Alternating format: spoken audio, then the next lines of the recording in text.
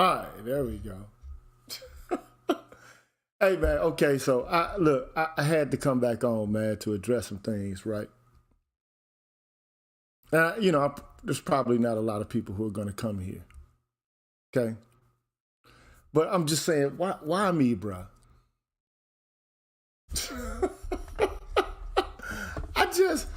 I'm trying to figure out, like, why me, bro? Why do you want to test me, bro? Why do you want to test the information that I have? Like, bruh, I'm not saying I'm the smartest man on the planet. I'm not saying that. I'm not saying that I'm the most informed man out here. I'm not saying that. But I am saying, though, look, can I get the benefit of the doubt? That in most instances, if I'm having a discussion about something related to economics or politics or science, that you would give me the benefit of the doubt. But no, I can't get it, man. I can't get it, man. I can't get it. It's like Rodney Dangerfield. I can't get any respect. I got one guy, no offense to this guy, man. I just don't want you to walk around ignorant and uninformed. I don't want you to walk around thinking you know something, but you really don't know what it is you think you know. I don't want you to walk around ignorant. So if I say something, for the most part, man, give me the benefit of the doubt. But since I can't get the benefit of the doubt, what I have to do is I have to demonstrate that what it is that I'm articulating and what I'm saying has basis in the truth. So, if you don't believe me, you don't take my word for it. Maybe perhaps you'll take ChatGPT's word for it. Maybe you'll trust a fucking artificial intelligence search engine. Maybe you'll trust that.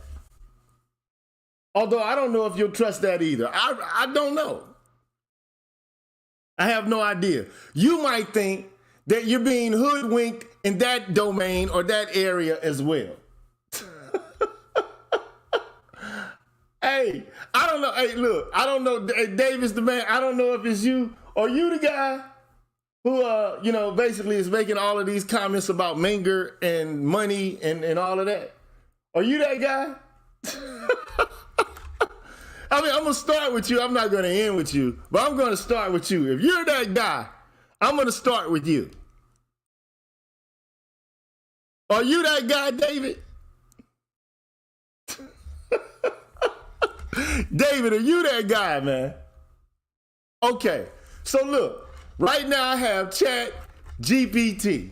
Okay, you don't believe what it is that I'm saying. I've tried to tell you on several occasions that money, according to most economic theorists, is a human convention and artifice that does not appear in nature, but that is a contrivance predicated upon human fabrication. And bro, just stop it, man. So look, I'm gonna ask ChatGPT, a new chat, does Menger, let's look it up here. Does Menger, can you see it? Does Menger argue that money appears in nature? Does Menger argue that money appears in nature or develops out of nature?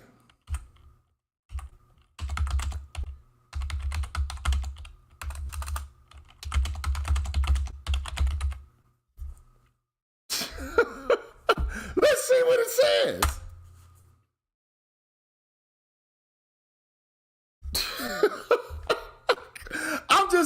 you to give me the fucking benefit of the doubt here, man.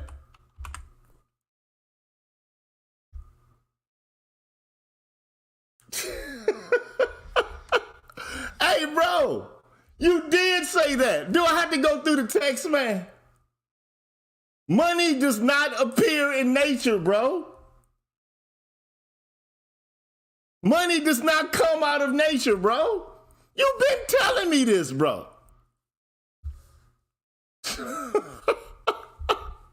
Bro. Do I have to go? Look, okay, so here we are. Ghetto Ish number 10.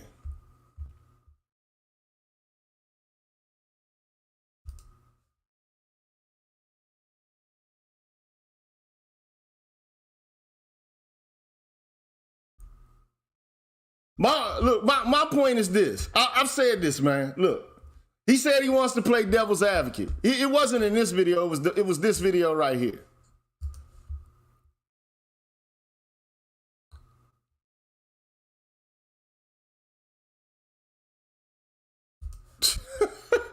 To play devil's advocate, the first money was derived from nature. Now, I don't know if maybe I'm looking at something different. Maybe I don't understand the English language, bro. Hold on, man. I done went past the shit, bro. maybe I don't understand the English language so well. Maybe I don't understand it so well. But if you tell me to play the devil's advocate, the first money was typically derived from nature.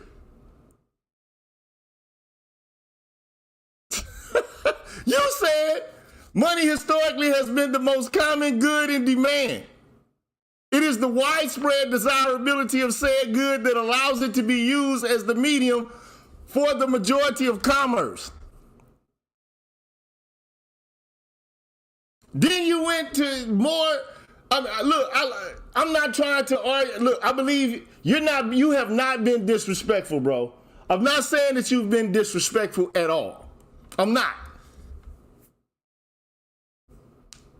But it seems like to me you're conflating a medium of exchange with a process that men have engaged in. You're saying the trade is as natural of the ability as the ability of humans to communicate or to speak and so on and so forth. Okay, look, all I've tried to articulate is that money is an artifice. That's all I said. I didn't say anything more, anything less. I said that money is a human fabrication. That's it. Even gold is something that appears in nature. Yes, it does. But before men attached value to gold, a man attaching value to something is a convention. It is a custom. Just because you attach value to something in nature does not mean that it initially has the value that you attributed to it in terms of being represented as a medium of exchange.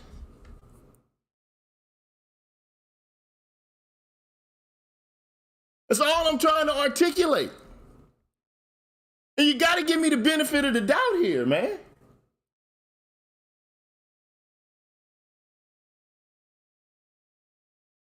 That's all I'm saying. So what does the ChatGPT say? It said, Menger, the founder of the Austrian School of Economics, does not argue that money appears in nature, but rather develops out of the spontaneous actions of individuals in a market economy. In his book, Principles of Economics, Menger explains that money is not a creation of the state or a social convention, but rather emerges as a result of individual actions driven by the desire to exchange goods and services. But that's still a social convention. I don't give a fuck That's a social convention. He argues that people in a market economy gradually recognize certain goods, such as gold or silver, as being more marketable than others and begin to use them as a medium of exchange. Over time, these goods become widely accepted as a means of payment and evolve into what we commonly recognize as money. But that is the very nature of what a fucking convention is. Human beings attaching value to something.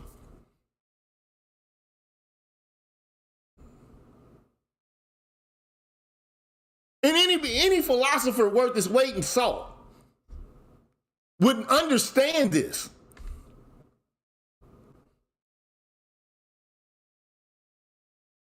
Anything that emerges as the result of actions of human beings is going to be an artifice. It's going to be a convention.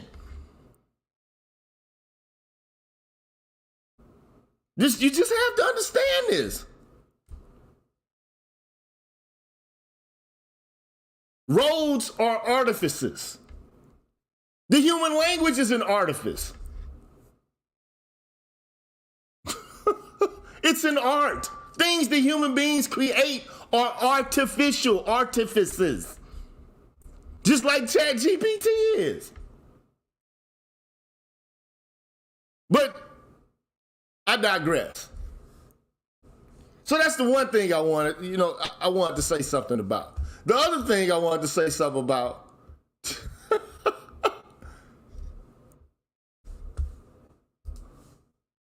going back to the ghetto shit.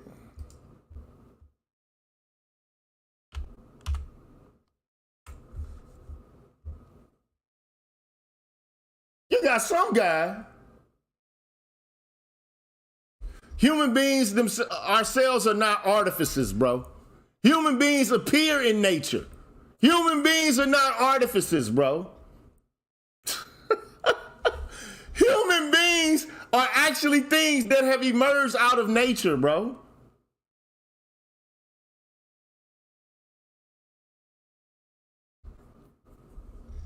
That is false. But lastly, I want to deal with this guy who says philosophy is to science what pornography is to sex. In other words, philosophy is a degraded kind of science or something that tries to approximate science. So it's like pornography is not real. It's further removed from reality, right? It's like detached from reality or something. It's cheaper, easier, and some people seem to prefer it, okay? This is what this guy says about philosophy. Most of philosophy is just mental masturbation and effect speculation, which means that it's a form of womanly activity.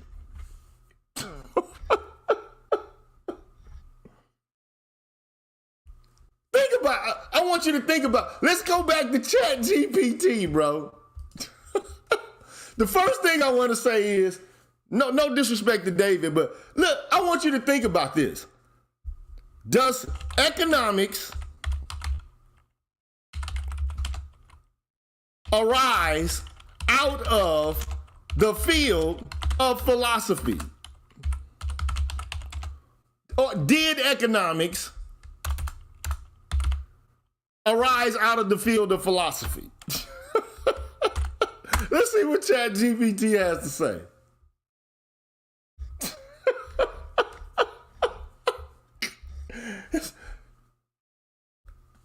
Okay, so let's see. You don't believe me? Let's look and see what ChatGPT has to say about it.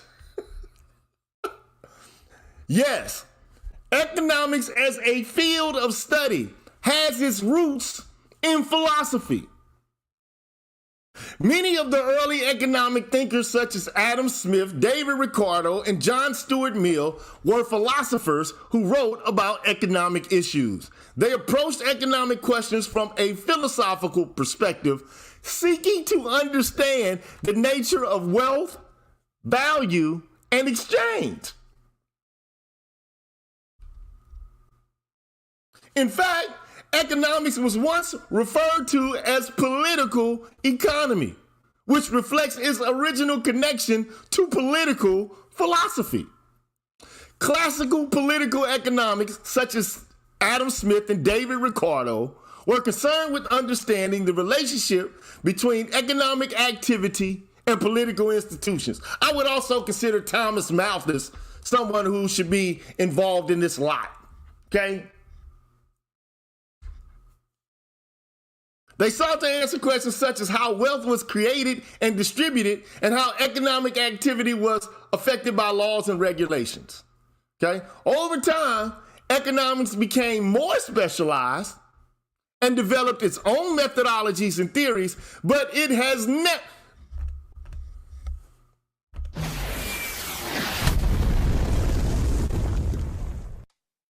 never completely separated from philosophy.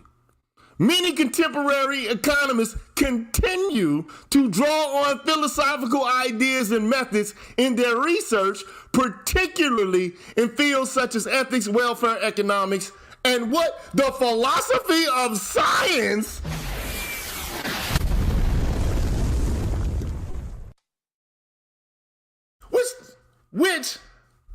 which I have to, bro, when you say the philosophy of science,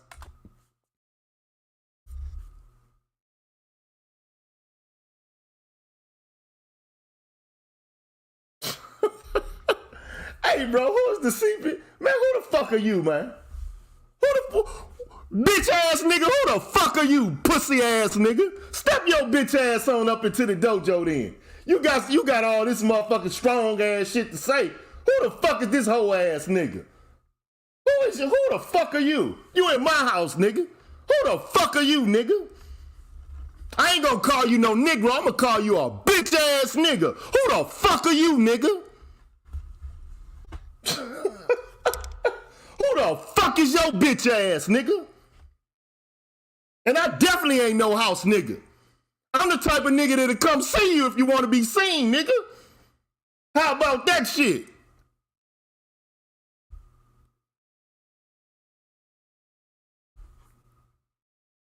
How about that?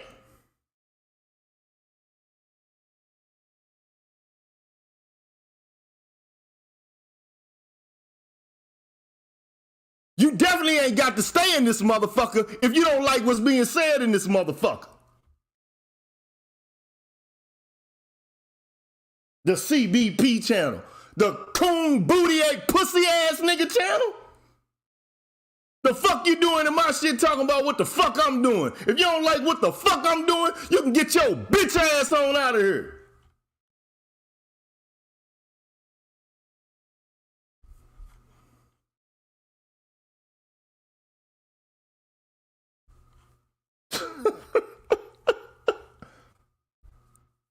Talking about some house nigga shit. Nigga, I'd have been to prison and a whole bunch of other shit, man. I'll knock a nigga, I'll knock your fucking ass off your axis, nigga.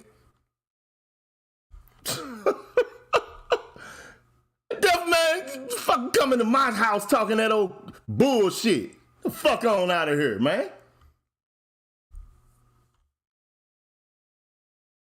Come correct, it don't come at all.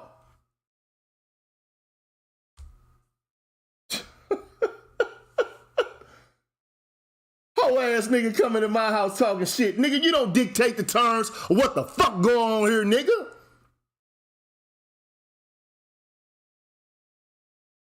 Pussy ass boy.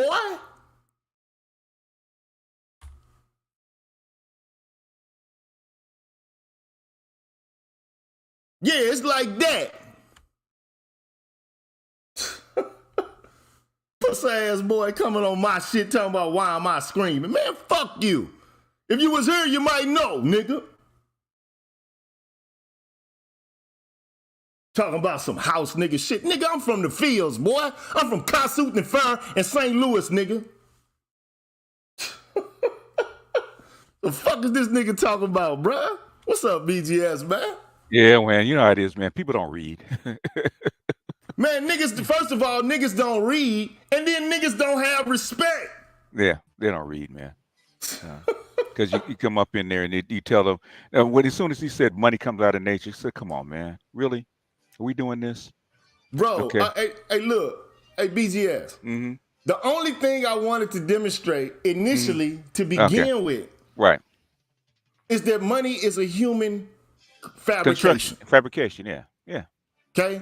It's a device. Yeah. But masculinity is not a fucking construction.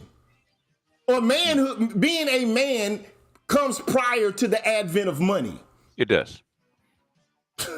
Before there ever was a bartering and exchange, men existed. Yeah. So because you were trying to give an educational piece, some guy just like didn't. I have no problem with Dave. I have no problem with Dave. Yeah. Right. I have no problem with Dave. None. Okay? He's respectful. Mm-hmm. Okay? He did not say anything disrespectful. He is in his right to make an argument that counters mine. Mm-hmm. Yeah. Fine. He did it respectfully. Mm-hmm. I don't think that I was disrespectful of Dave. No, you weren't. I don't think so.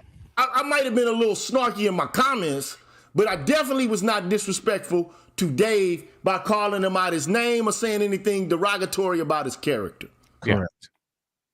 However, when it comes to this other guy, though, like, first of all, philosophy is to science what porn is to sex. No.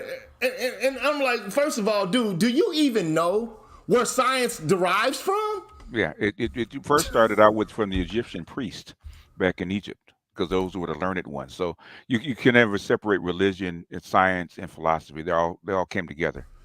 Because So because we're fucking with ChatGPT, mm-hmm. and motherfuckers don't believe me. Mm-hmm. So maybe you believe this artificial intelligence shit, right? Yeah. Did science arise?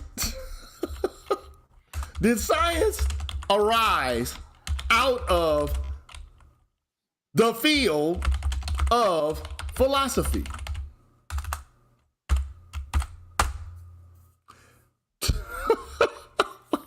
Wait a minute. I'm gonna let it finish what it's got to do. Mm-hmm.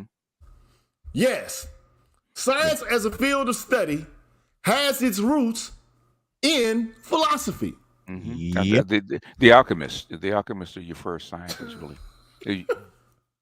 Look, before the scientific method was developed, many natural philosophers, as they were then known, conducted investigations into the workings of the natural world. Now, I'm not going to get into, like the Greeks versus the Egyptians versus the Babylonians and all of this. Suffice it to say, though, in the Western tradition, the first natural philosophers were people like Thales, Anaxagoras, Anaximenes, Anaximander. Okay, these are pre-Socratic philosophers who were natural philosophers. They were natural philosophers because they made proclamations about the natural world. Now I'm not here to go back and forth, but all I'm saying is guys, man, are saying shit and they don't even know what the fuck they're talking about. They do that all the time. Nor do they have the balls to look up. Yeah, because when you ask them to back up what they're saying and cite it, they can't, because it doesn't exist. Bro, It sure doesn't. Hey man, look, I'm not gonna show all of this. But I'm gonna show a part of this. Okay? Now, one of the things that I wanted to do initially was to do a series on the philosophy of science, which in an in-depth way explains and digs into the bowels and entrails of the scientific method itself, right? Precisely because many guys in this space pretend to know about science and utilize the methodology of science. And my thing is, okay, well, let's make sure that we actually know what the fuck we're talking about. You know how many people watch the video to this day? I did this shit 2 years ago, bro.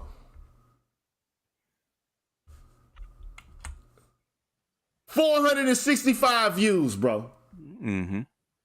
Everybody here loves science. They're so fucking rational, right? Mm-hmm. So worried about being meticulously and methodically precise in the kind of pronouncements they make. Mm-hmm. And I'm like, okay, well, and I know that sometimes, like, don't get it twisted, bro. I understand that my rhetorical strategy or my style or my delivery can be something that confuses people. I'm like the drunken master or something because I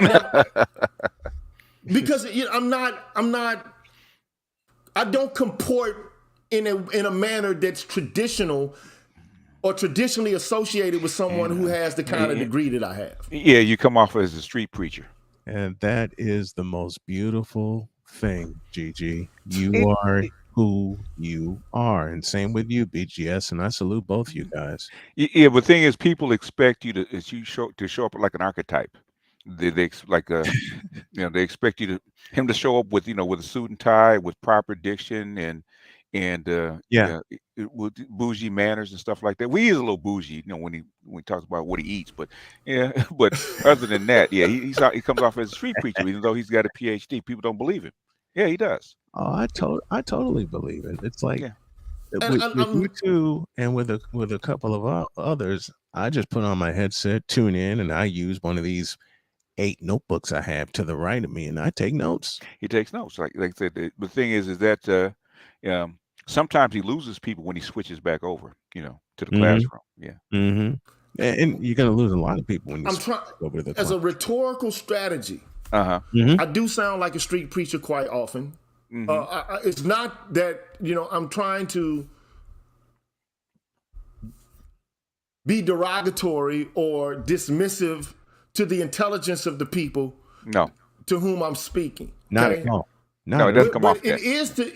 What I'm trying to demonstrate is that I'm a human being from the same areas that most of you guys are from. I'm from a middle class family in Black America. However, my family lived in the heart of the ghetto. It wasn't the ghetto, but it transmogrified into the ghetto over time. By the time I was 9, 10 years old, I lived in a full-fledged fucking hood, like South Central LA. Yeah. It didn't start off that way. It started off like a whole bunch of artsy-fartsy middle-class black folks. But they eventually moved further and further, deeper into the North County, whereas my parents were like, we're not leaving. Mm-hmm. We're not going anywhere. I'm not running from black folks. 2 white people in order to escape black folks. Okay? Now, that was their mindset. Yeah. Okay, but I grew up around a whole bunch of motherfucking psychopathic people, man. Yeah. That's about sadistic motherfuckers that will burn your biscuit, bro. That's okay? about Now, I'm not saying that, and I'm not, look, I got guys now, man, who, you don't want to fuck with for real, who will come back and say, man, I remember you was a bully, man. And I'm like, niggas with face tats and neck tats and gold teeth and shit. And they call you a bully? Right. Okay. And I'm like, hold on, bro. Like, that's not, man. Look, that shit happened when we were 12, man. GG, they call you a bully? What? Back in the day, man. But I'm just saying, like, I used to play we used to play football in the backyard and shit, and I would tackle niggas and hem them up on the fence and do all kind of crazy shit. Okay. Yeah. So I'm in the game. But it was boy shit, man. I wasn't trying to hurt nobody. I was just, you out here, this is how I was treated. This is how you gonna get treated. Yep. You know what I'm saying? If I got my clock clean, you gonna get yours clean. Exactly. Okay. I wasn't trying to hurt these guys, but I'm just, but the whole point is I never stole nothing from nobody. I wasn't a thief. I wasn't somebody just going around with knives and, using weapons, attacking people and shit like that. No, just natural, growing up. You know what I'm saying? But the whole point is, I know my demeanor might make people think that, okay, I really don't have knowledge that I ought to have because I don't speak in the way and deliver in the way and enunciate in the way that that fits in with the archetype that you talked about. Okay? Right. But I don't give a fuck though. I don't talk to white people like white people talk to each other, man. I'm like, man, I'm not about to play that game with y'all, man. You know what I'm saying? Like, what's the point of me doing all that? When you're authentic, it frightens people.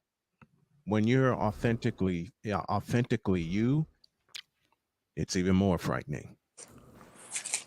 But my whole point, the only thing I'm saying, hey, look, give me the benefit of the doubt, man. Yeah. I'm not trying to mislead you. I'm not trying to misdirect you. I'm not trying to talk above you or beneath you. I'm trying to inform you, bro. That's all I'm trying to do. Exactly. So give me the benefit of the doubt when I'm delivering the message that I am. Give me the benefit of the doubt, man. Like, I'm not saying that I'm the more intelligent individual, but it just so happens to be that I am more of an expert in this area than most guys because I spent more time studying it. Mm-hmm. Well, That's it. We don't like experts in this nigger term. Dr. Charles. PhD in bullshittery. Oh yeah. So, how are you, Dr. Charles? I've missed you. I'm fine and I'm cold as hell, but it's nice here in Colorado. What's going on, Charles? Nice. What's good with you, dog? Nice. So, I would never have a contest of ideation with Faulkner about how to apprehend and how to, subdue, human beings. Because that's not my area of expertise. I have not spent a lifetime or a large chunk of time folding motherfuckers like Precipices and putting them in handcuffs and putting them in cars. Yeah. So let's not get to investigations now because, a nigga not supposed to have a brain and how to figure out crime and how to prevent it. Charles, you just said the key phrase. Can you preach that again, please? Nigga not supposed to have a brain. Oh Lord. You could solve a crime? Yes, I've solved shootings. We all in this space, in this very special space, have our expertise. Like it's like you said, Gigi, I'm not gonna excuse me. I'm not going to challenge you or BGS in areas where I have no freaking idea what's going on. Like I said, I'll sit back here with my 8 notebooks, soon to have more because my wife's going to bring some in the house tomorrow, and I'll take my chances. I'll take my notes. And just like when people try to challenge me on sports, I'm like, that's my wheelhouse. And the only thing I'm trying to tell you guys is, bro, I'm trying to give you for free what I had to pay for. Mm-hmm. Mm-hmm. Yep. That's all I'm trying to give you for free what I had to pay for. I'm giving you a lifetime of information. Free. Cause it ain't like motherfuckers is kicking down, my motherfucking goddamn, it ain't like I'm getting super duper cash apps and shit. You know what I'm saying? Right. Like motherfuckers are giving to these chicks that's telling them what they want to hear and shit. Oh, jeez, don't get me started. Oh, don't start that shit now, GG. I'm not gonna start it. Let me stop. But the whole point is, BGS said this shit a long time ago. Like, damn, man, you ought to pay for what you value. You know what I'm saying? Yes, you do. Yes. But a lot of people don't value this. They value the emotions. And I like it too. I curl up with the popcorn and watch, motherfuckers ribbing on each other and joning on each other and doing the dozens and the gender war shit too at times. Mm-hmm. I love to watch the BGS video where he's like, this is what these chicks doing and this. Right. I love it, man. I like to watch the O'Shea dude. I'm entertained by the Sperlings talking about these hoes, and it's entertaining. Yeah. But when I talk about the gold standard, or I talk about geopolitics or your stagflation, those don't channel videos don't get that many views. Oh God. No, God forbid you come up with a Gray Faulkner And initiative. and David, okay, I called stagflation, man, like a year before the economists actually admitted we're in stagflation. I called that Don't right after the invasion don't come of into Ukraine. don't come into BGS's BGS. This is for you, and you gave me this. Don't come into BGS's wheelhouse expecting to challenge him with a knuckleball that doesn't knuckle. It doesn't knuckle, yeah. So David says you think you're right, and I said no, my track record says I'm right. Mhm. I'll give you a good example. Don't come into GG's wheelhouse with a fastball that ain't fast, or don't come into Faulkner's wheelhouse with a curveball that's sitting flatter than a pizza. But I'll see, give you- let me just say this though. I don't have the courage of BGS. Really? Okay. I'm gonna tell you why. Because I'm not prognosticating Oh, about okay. what future Right. trends are going to be like in relation to economics. Mm-hmm. All I'm doing is going back Yeah. and digging through the archives, giving you explanations of ideas Mm-hmm. and where they emanate from. That's safe, to be perfectly honest. Like, I mean, I'm not, okay, well, this is what's going to happen with the economy. I can't, I mean, every now and then I do something like that in relation to talking about the fairness or unfairness of it. The justice or the injustice related to it. The rightness or the wrongness of it. Right. But what I don't do is, I'm not an economist. Mm-hmm. But You could be. But I could be. But the one thing that I know is I know that economics is a social science. Yeah, it is. It's the philosophy. You actually is. pointed out to me. When I go back and read these, because now I'm reading Adam Smith and Ricardo and even what's his name, Marx differently because goddamn, he's right. This is philosophy. This is really not economics. It's It actually really philosophy. is. It really isn't. Really is philosophy. It Yeah. really isn't. It's all philosophy, like you guys said. Yeah, but this is the thing, right? So what I know, bro, I took philosophy as an undergraduate, man. Like, dude, I've been doing this shit. Like, I'm 50 years old, man. I've been doing philosophy since I was 20. Wow. Okay, Beautiful. 18, 19, 20 years old. Okay, Mm-hmm. I've been reading that shit for a long time. Okay, Yeah. one thing I know is that when economists make pronouncements about the laws associated with economic activity, they're really making assumptions about human nature They are. Right. and the way human beings think. Yeah, they're trying to quantify it. Yeah. Okay? That's social science all day. Now, the only thing I've said is, and I've given my reasons in other shows, I might do another show to explain why I disagree with modern economists, classical economists. You should do. The reason I disagree with them is because I'm a naturalist philosopher and I'm a pragmatist. Okay. I think that in every era, every 20, 30 years or so, people should upgrade their knowledge index and interpolate newer information into their assessments of human nature, economics, politics, psychology, morality, ethic. A whole host of subjects should be updated. It's like we update our computers, We should update our phones, information. but we don't update our information with the prevailing wisdom of the day. Why is it that we're still utilizing a model of human nature that was developed by philosophers in the 18th and the 19th centuries? Right. I'm like, we've moved beyond, we understand so much more about the human brain, the human nervous system, human development and how behavior. I mean, even since Freud and Jung, we know more about human psychology than we did in the 18th and the 18th century. But the thing is, what science is doing is actually proving their theories right because they didn't have the tools. But the thing is, when they come back to it, actually dig down and actually find out the mechanism, it actually proves what they're saying like 100, 200 years ago. Oh, these guys are actually right. Yeah. This was actually happening. Now, some things will be confirmed, I guess. I don't like to use the word confirmed, especially when you're talking about science. But Yeah. I like to, because ever since Karl Popper came along the scene, falsification has been the methodology of testing hypotheses. Okay. Now I'm not going to get into.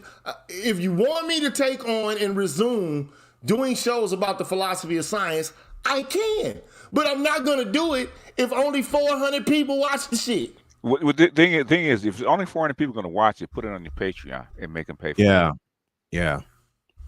Yeah, well, you know, because and just give a little just give a little bit of it and put the rest on Patreon, because those are the people that actually want to see it. Well, to answer PK Angel's question, shout out to PK, man. But before I do that, though, I want to shout out Joe's. Appreciate you, sir. We give everybody a bomb who's hooking me up here. Shout out to Extended Clips. So that's for Joe's. That's for Extended Clips. Shout out to Show Me.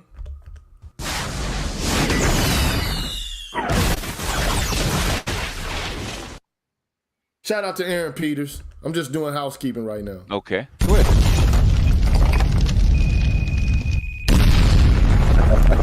Delayed view. and shout out to Watch What He Says for the game that remains the same. And BGS was the last gold standard video. I got to go back and look. I don't think it's been that long. Do y'all remember the video game Time Pilot? I don't remember that. You remember the old arcade game Time Pilot? Oh, the arcade game. No, I never played it. So yeah, that's what those shots. That's what those shots well deserved remind me of. But I'll talk briefly about the gold standard, because I mean, it took me like 3 or 4 years of actually reading all these goddamn gold books about gold standard, right? To actually understand it, right? Okay, the reason the gold standard does not work anymore, right? When the Industrial Revolution came about, guess what happened to your population? It exploded, right? The gold standard worked for thousands of years because your population was very constrained by nature. It can only rise so high and go so low. So basically, your population really never went out of this narrow range of people, right? I think it's I would say between 250 million and 500 million globally, like 500 million globally, right? But the thing is, with modern agricultural development was started it, and then the Industrial Revolution, where the machines came in and actually did the labor of men, actually exploded the thing of goods and services and food, right? Because it takes food to actually do this kind of stuff, right? Your population exploded. So the gold standard had to be eliminated because it started wars. There was not enough gold to actually expand your money base, your money base, right? So if you couldn't do that, you had to go to something different. That's where fiat money came in. And then after you fought 2 gold wars, which is World War I and World War II, because what started World War I is basically the French forced the Germans off the gold standard. People don't talk about that. Okay, when he did that, the Germans actually attacked the French, and then they were defeated by the Americans, and then they actually recollimated, actually fought them again, and defeated them this time, right? Defeated all of Europe. But the thing is, I'm trying to remember the guy's name that came up with the quasi gold standard. We actually blended the fiat money with the gold standard, right?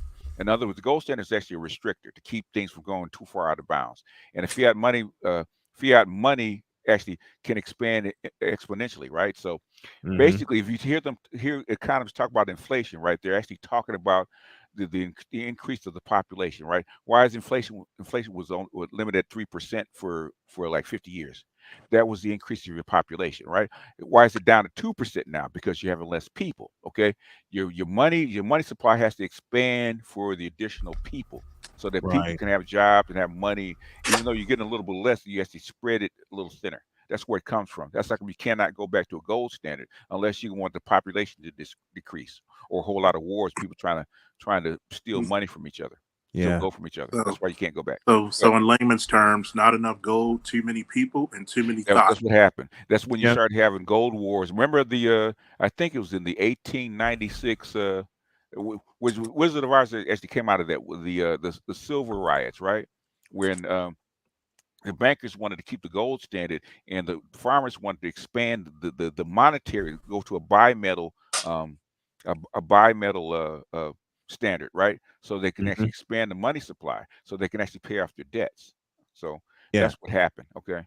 So it's been that way for the last, I say, since really the Industrial Revolution. Before that, it wasn't a big problem because you had enough gold and silver to actually pay things off, right? When you actually had this big exponential growth in population, that's what actually killed the gold standard. In fact, it was a question that just came up on my Telegram about that. Is it time to go back to the gold standard? Actually, you can't. You can't go back to Yeah, the gold standard yeah, because of Oh, population. that's I that's definitely. how that Go ahead. happened. Okay. Yeah, that's how it happens. Okay. It took me years to find that, man. But the thing is, it didn't happen overnight. I said when I Right. found it, I said, Right. I get it.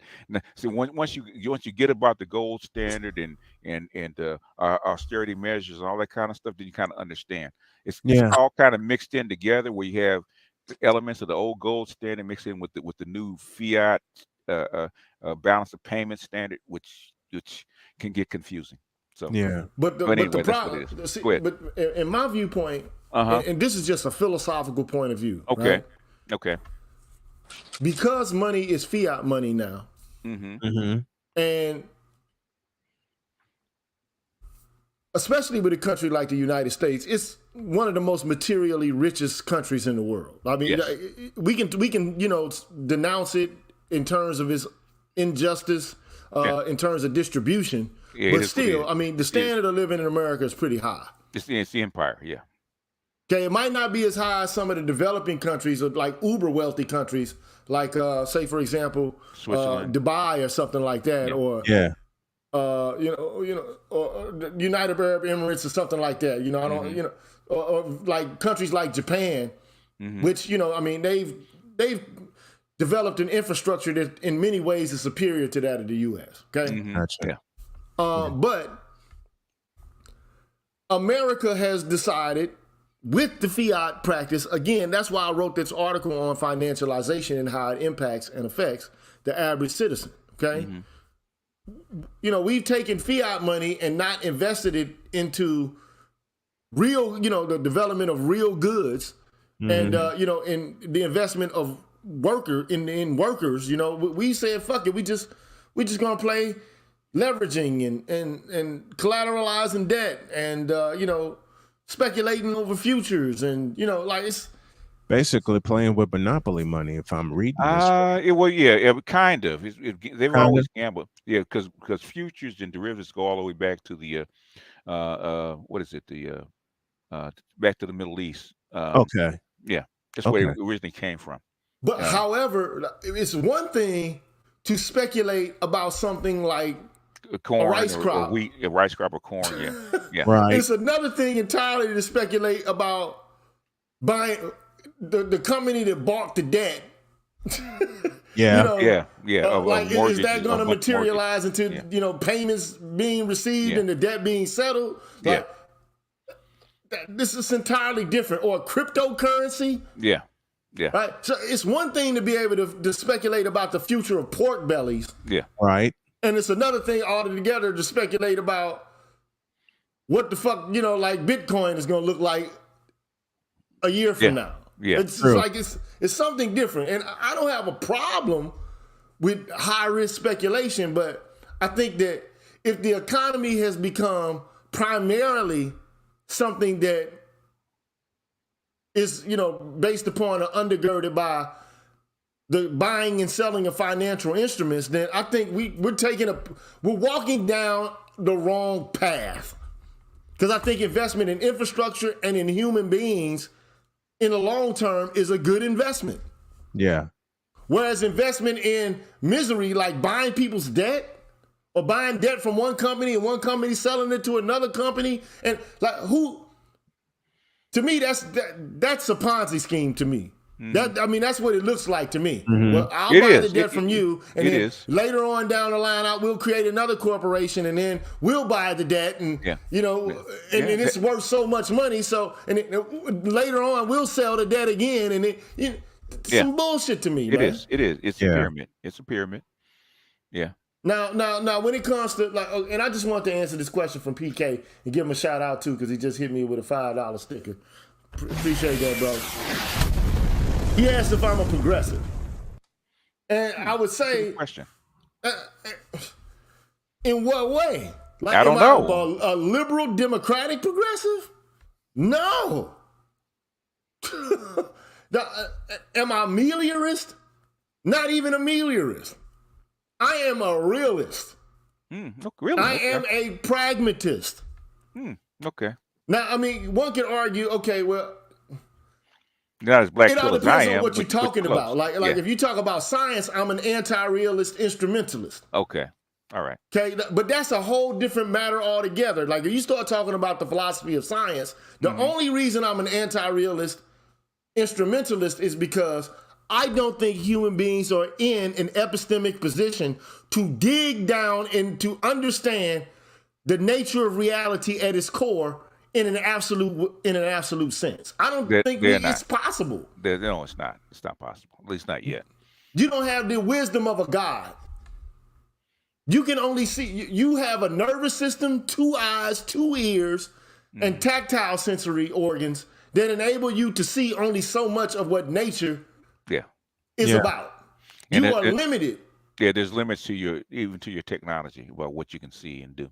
And the instruments we create are limited by our understanding and the interpretation that we give to the world. Now, not to say that, there's nothing good that doesn't arise out of that. I think that instrumentally, hey, man, I love science. Thank God for Kevlar in the kitchen and fucking microwaves and, cable and shit. I mean, thank God for the internet. I mean, I like it. I like technology and I like the advances that science has been able to make. Yes. However, I also understand that like this shit is a tool. Science is a tool. Big one. It's not the only means by which we can ascertain what's true or false. There are some things that science can give us insight into, but there's other things that it cannot. Okay? Now, and look, when it comes to ethics, to some degree, science might help us to a limited degree, but there are some things like when it comes to evaluation of things, well, what the fuck can science do about that? Yeah.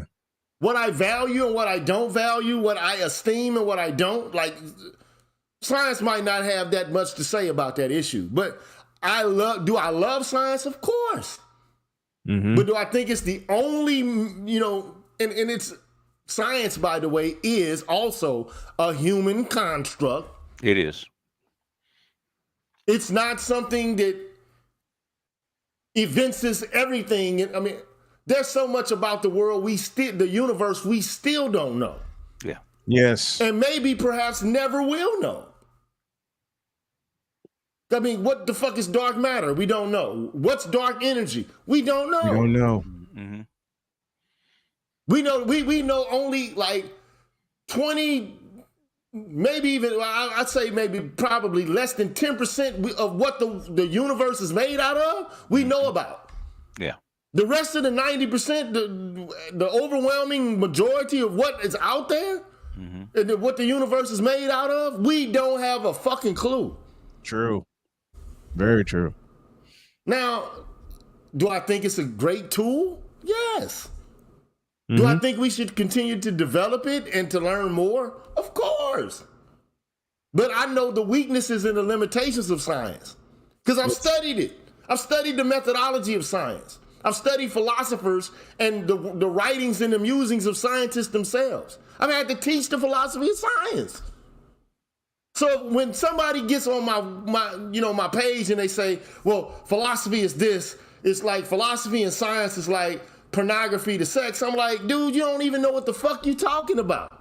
Not even the tip of the iceberg. Science in and of itself is an epistemological method that's supposed to give us insight into the nature of reality. So Correct. It's epistemology and metaphysics is what science is. It is, yeah. That's all science is. And as the ChatGPT, yes, science as a field of study has its roots in philosophy. Over time, the early natural philosophers began to develop the principles and methods that would eventually become the scientific method. Now, I know when I teach the philosophy of science, I start off with the pre-Socratics, but then, you know, we move forward into modernity and we talk about Sir Francis Bacon and his contribution to the field of philosophy, because before that you had these people named scholastics who basically intertwined Christianity and fucking Aristotelian, you know, metaphysics into one weird ass worldview. Okay, they were called scholastics. Okay, but it was Sir Francis Bacon who came along and used something called the novum organum, the new tool, and the new tool was induction, the method of induction as opposed to deduction, because Aristotelian scholasticism was deductive. Not totally, but I mean, for the most part, it was deductive. Like geometry is deductive. Okay, Right. Like, but science, the way we do it now, is based on inductive argumentation, okay? Not deductive reasoning, but I mean, Popper comes along and kind of turns that on his head. But the biggest thing I'm trying to articulate is I am not just fucking telling you bullshit for the sake of telling you bullshit. I'm trying to bring you up to speed where I'm at with this shit, so you're not out there just trying to be in a pissing contest for no reason. Like, I get it's fun to challenge somebody who, you know, so-called has a degree or whatever, especially somebody who talks and enunciates like I do. I get it. There's a certain amount of fun that can be derived from that. Yeah, a little sport. Yeah. But come on, bro. Like, I'm not out here trying to hoodwink you or deceive you to push some bullshit agenda. I'm on you niggas' side. They you know what? They just do it just to be contrarian. They do it just to push back because that's They who do they it. are. They do it to argue, not to understand. You don't try to understand. They just wanted to give you You gotta a narrative. Yeah. You got to remember. I need to do what you do, man. I need to do AMAs and shit like that. Yeah. But they don't fuck with me. They don't come. They love your ass. They'll come talk to you. Well, they're not scared of me. They're scared of you. Bro, I don't know what the fuck. I'm not going to kill them. You're the teacher, man. They're scared of the teacher. No, you got to remember. You got to remember, GG. Like when I was on BGS's panel, like about a couple of years ago, I asked somebody when they were asking me about, no, that doesn't happen, and that doesn't happen in law enforcement. Police don't do that. I think I remember that. And I asked them a question. Are you black?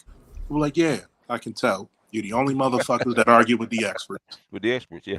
I remember that. I remember that panel. I think that was one of the first times I hopped on a panel with you guys. I remember that. And it's so funny because I've said this part before too. If a guy like yourself, Dr. T, Dr. Neil, BGS, Art New Style, or others, I guess you could throw me in the head a little bit. If we went to the white sector and spoke about what they wanted to hear, you'd be a millionaire. Yeah. Yeah.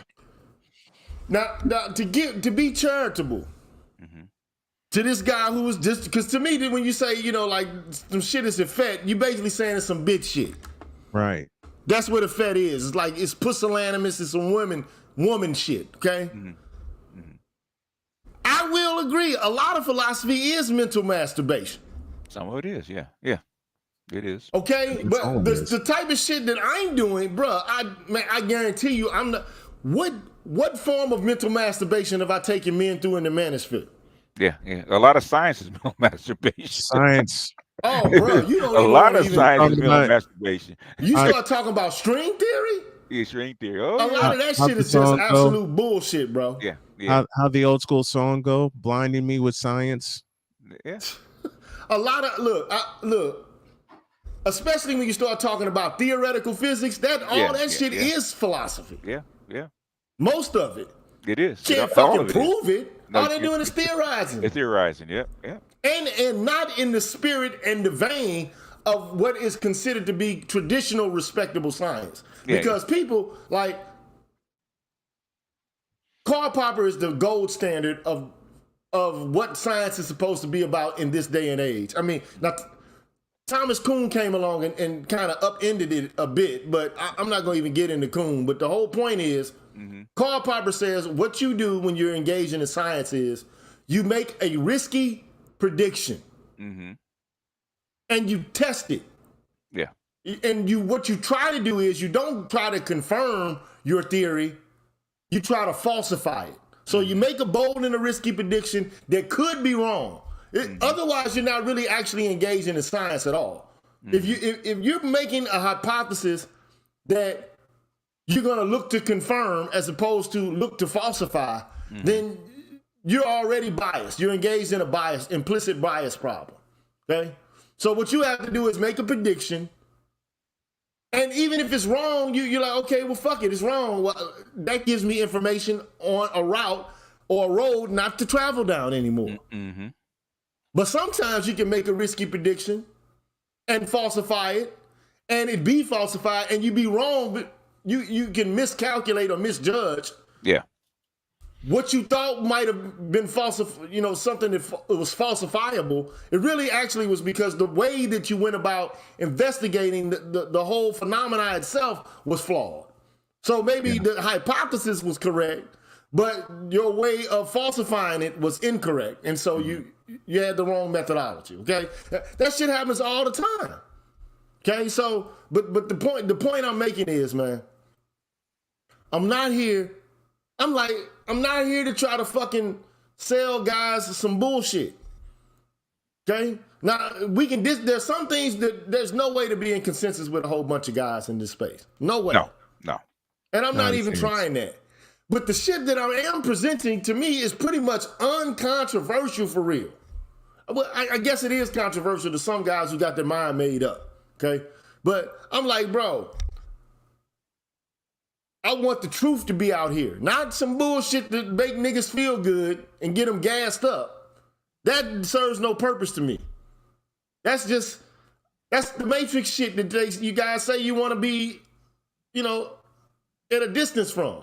You want to avoid some bullshit, right? You want the real, right? So I'm like, I'm going to give you the real. Whether you like it, whether it's fucked up, that's why I say I'm a realist in that regard, okay? Because I'm not going to fucking tell you some shit to get you hyped up and pepped up when I know you're about to get slaughtered. You understand what I'm saying? Like, I'm not going to tell you or feed you some shit to make you feel good. I'm not in the placebo bullshit. I'm going to give you the cold, hard facts because I feel like you can handle it. I'll give it to women. I'll give it to men. I'll give it to gay people, straight people, whatever the case may be. I don't care. Now, am I crass sometimes? Yes, I am. I'm crass as fuck. I get it. But bro, I'm not trying to deceive motherfuckers, and I'm not trying to play motherfucking mental gymnastics with you guys. I'm trying to give you information. That's why I'm reading this ghetto shit right now. I'm like, okay, y'all say y'all want to talk about ghetto shit in a systematic, disciplined, syllogistic way. Well, here you got it. A motherfucker showing up to have an intelligent conversation? No. Not at all. Not at all. Let me step on out of the way, gentlemen. All right, man, be good, bro. So, I mean, have a discussion with you guys. I love you. Thank you, peace out, man. Love you too, bro. Be good.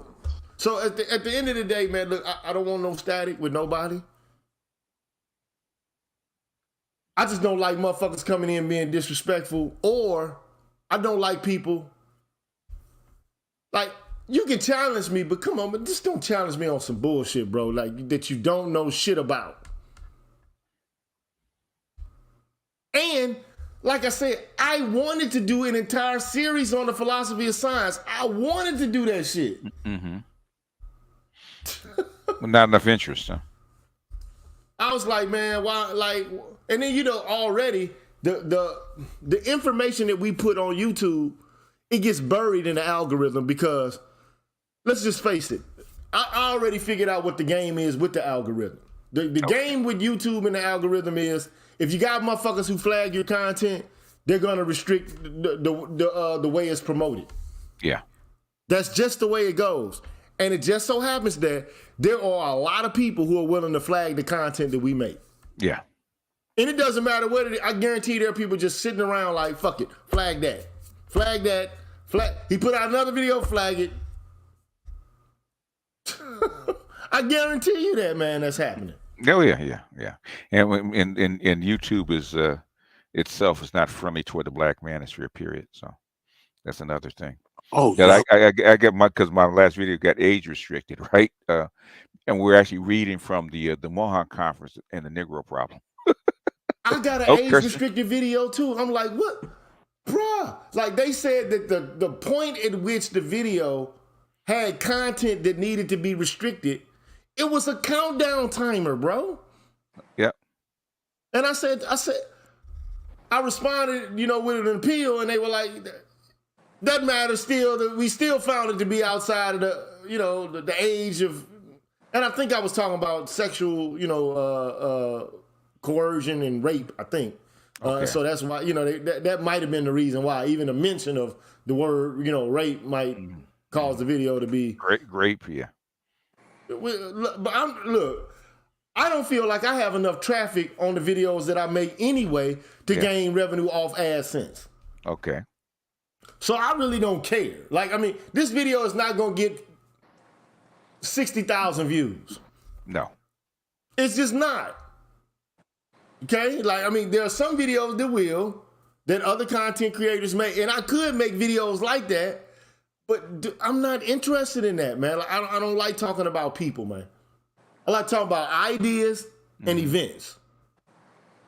I don't like talking about gossipy shit. I mean, every now and then I'll do it, but for the most part, man, I'd rather talk about ideas or events. Mm-hmm. That's just how I'm cut. I mean, I tried to do some other stuff, like I tried to do a little hip hop thing. I'm like, man, it's cool, but It's not you. It's not you. yeah, it ain't me, bro. You know what I'm saying? Like, but DG, I got to give you the best advice my late grandfather gave my father. what'd he give him, man? What'd he say, bro? He said, when the world hates you, when the world thinks you're crazy, when they undermine your intelligence, all you have to do is this. Fuck them. He does that quite well. And I feel you on that one because there's so many times I'll have live streams, telling people, look, this is why you need to get your children to get that military service. The benefits, years later, you never know what's going to happen. It's guaranteed money they giving veterans. I'm in Colorado for training that's for 2.5 months, $25,000 I did not have to pay. That's dope, man. I mean, even when I had a debt for several $1,000s, guess how much of that I paid? Not a the government, the VA paid so much that I'm actually in a surplus. Okay.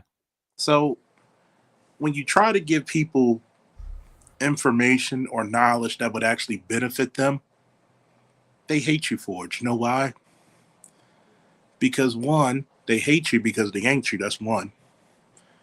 And two, black people have an issue with being told the truth. They have an issue when it comes to class. There are some people who are going to be better at something that you're not. There's a reason why on the podium of every Olympic game, there's a bronze, a silver, and a gold. Mm-hmm. We don't like to pay homage, in the words of Ric Flair, to the man and the woman who actually accomplished shit. We will try everything in our power to knock them down a peg, to make our significantly insignificant ass feel better. Instead of hating, congratulating. Why don't you do what I do? Pull people to the side, shake their hand, give them their flowers, and be like, yo, how the fuck did you do it? Show me. But no. Yeah, but at the end of the day, man, the only thing I've ever tried to say, Charles, man, look, I know that some of the things I say might be, unpopular amongst men because, I'm a gadfly. That's what I'm supposed to be. I'm supposed to challenge you and what you think to be or what you assume to be true. I'm supposed to challenge it. And I don't mind being challenged either. But I mean, I'm like, bro, like if I say, hey, look, bro, no disrespect to David, man, at all. But if I say, hey, look, man, money is an artifice. It's something that arises out of an agreement amongst men. Mm-hmm. or the action. It's something that arises not out of nature itself, but out of human activity. Mm-hmm. Please believe, man, I'm not just saying that like out of my ass. Now I can be wrong about some shit, but that, like, I know I'm not wrong about that. Also, I know I'm not wrong about like science, the method related to science. Like, bro, I know I'm not. Okay, I know I'm not, because I know I've studied it for a long period of time and I've taught it. Mm-hmm. So if I say, hey, look, no, pretty much I don't think you're right about that there, buddy. You might want to reevaluate that. I'm not trying to be disrespectful. I'm just saying, bro, come on, man. Like, can I get the benefit of the doubt? And if I'm wrong, I'll admit it. Mm-hmm. I will admit it. I've been wrong before. I'm going to be wrong again. Mm-hmm. I'm a human being. I'm going to err, okay? Now, the only thing I'm trying to do right now, like I said before, bro, is to get men to understand you're not as fucking alpha as you think you are, bro. Like, you live in a society that's hell-bent on destroying your ass, breaking you down, bro, and emasculating and humiliating you and trying to wither away. Today we had a conversation about self-esteem and self-respect. It's trying to eradicate that so that you don't have faith in yourself, so that you don't have confidence in yourself. And unfortunately, you know, you got a group of women, man, who are bragging like a motherfucker, like, you know, like, look at us. Why we doing X, Y, and Z and you ain't doing it? Nanny, nanny, boo-boo. Mm-hmm. And I'm like, bro, don't let these women discourage you, man. Like, you're dealing with a set circumstances that they're not exposed to at all. And so they can't see it or don't want to see it. I think the latter, but yeah. Either they're willfully blind or they're just blind because they're not in the situation, they're not in an epistemic situation to where they actually feel the kind of weight that we feel. Okay? Now, I've seen it, like I saw the one little black girl who said, you know, like, why should I follow and be submissive to you? Like, you know, you a slave, I'm a slave. I'm going to be submissive to the white man, not y'all. Why the fuck should I have to listen to what you got to say? All right. I'm like, okay. The only thing you can say is that you can't, at least she's telling her truth. Yeah. It would be a lot easier if that's the way, if motherfuckers came with, this is how I really think about your ass, and I could wear it on my a sleeve or a shirt. I believe niggas are inferior to us. It'd be better off to know before you get entangled with one of these motherfuckers. for you out here trying to play Winter Soldier and shit. Mm-hmm. Seriously, because a lot of guys are thinking, I'm engaging a woman who really actually has my best interests at heart and believes that, like, there's nothing I can't do. Mm-hmm. But then when you got a woman who's like, well, this nigga really he's not as smart as I am, even though you have more formal learning than they do, or either that or they're not as cunning as I am, like not as, intelligent in order, in circumstances. They don't have common or practical wisdom the way I do. Or, like, this motherfucker's just somebody I'm trying to exploit. Like, niggas don't need to deal with that. We already got too much on our plate, man. So black men they should not have to deal with that shit. Yeah, and unfortunately, they shouldn't, but they do. Man. And women don't understand, like, dude, you are bringing us into contact with people like Charles. We don't want to be in contact with them motherfuckers, man. Wait till you work with them motherfuckers. Well, but not that we don't like you on a social level, devoid of formal activities that you have to engage in for a living. We like, why do I want to be involved with a woman who's going to create so much drama in the context of a fucking setting that's supposed to be tranquil and where virtue is supposed to be developed? Why are we dealing with this shit? Because it's fun. Man, that fun. shit. You know what's fun? Fun is going outside, sitting on your back porch, getting a nice breeze, listening to some Frankie Beverly and Mays with a cigar and some liquor, and sometimes with my niggas. Now that's to a woman, that's boring. Fuck her. Mm-hmm. Well, you know what? Look, men got to start living for that. She want to get you told, man. She want to start a Men fight. got to start living. You know, the last time a chick tried to get me told, you know what I did? My doctor prescribed this. It was called hanging the fuck up on her. That must have been yesterday. I've learned in my life, not all battles, and this is coming from the God of War, not all battles need to be fought. You know what? It will hurt you for me not talking to you for like 2 weeks. And then when she called again, when I called her, what did we learn? Not to be disrespectful. Now you can speak. See, men that's how you got to play the game, man. But like, my whole thing now is, man, bro, like we're grown men. Most of the black men in the manosphere are grown. Like there ain't too many. I'm not saying there are no 18-year-olds in the manosphere, but most of the 18 and to 25-year-olds, they out there getting their dick sweat or they jacking off or playing video games or something. It hasn't occurred to them that they got these kind of problems coming. Okay, I just look at the demographics of the people who follow my shit. Okay, and it's mostly people 25 and older. Yeah. Okay, so my whole thing is, bro, we need people, man, who understand the seriousness of what the fuck is going on in our lives. And most guys aren't trying to save the whole community at one time. They're like, look, I'm trying to carve out a unique space of peace to where I can actually get my fucking hands dirty and make something out of this fucking existence that I've been given. With somebody who's going to be dedicated and loyal and who really actually has my best interest at heart.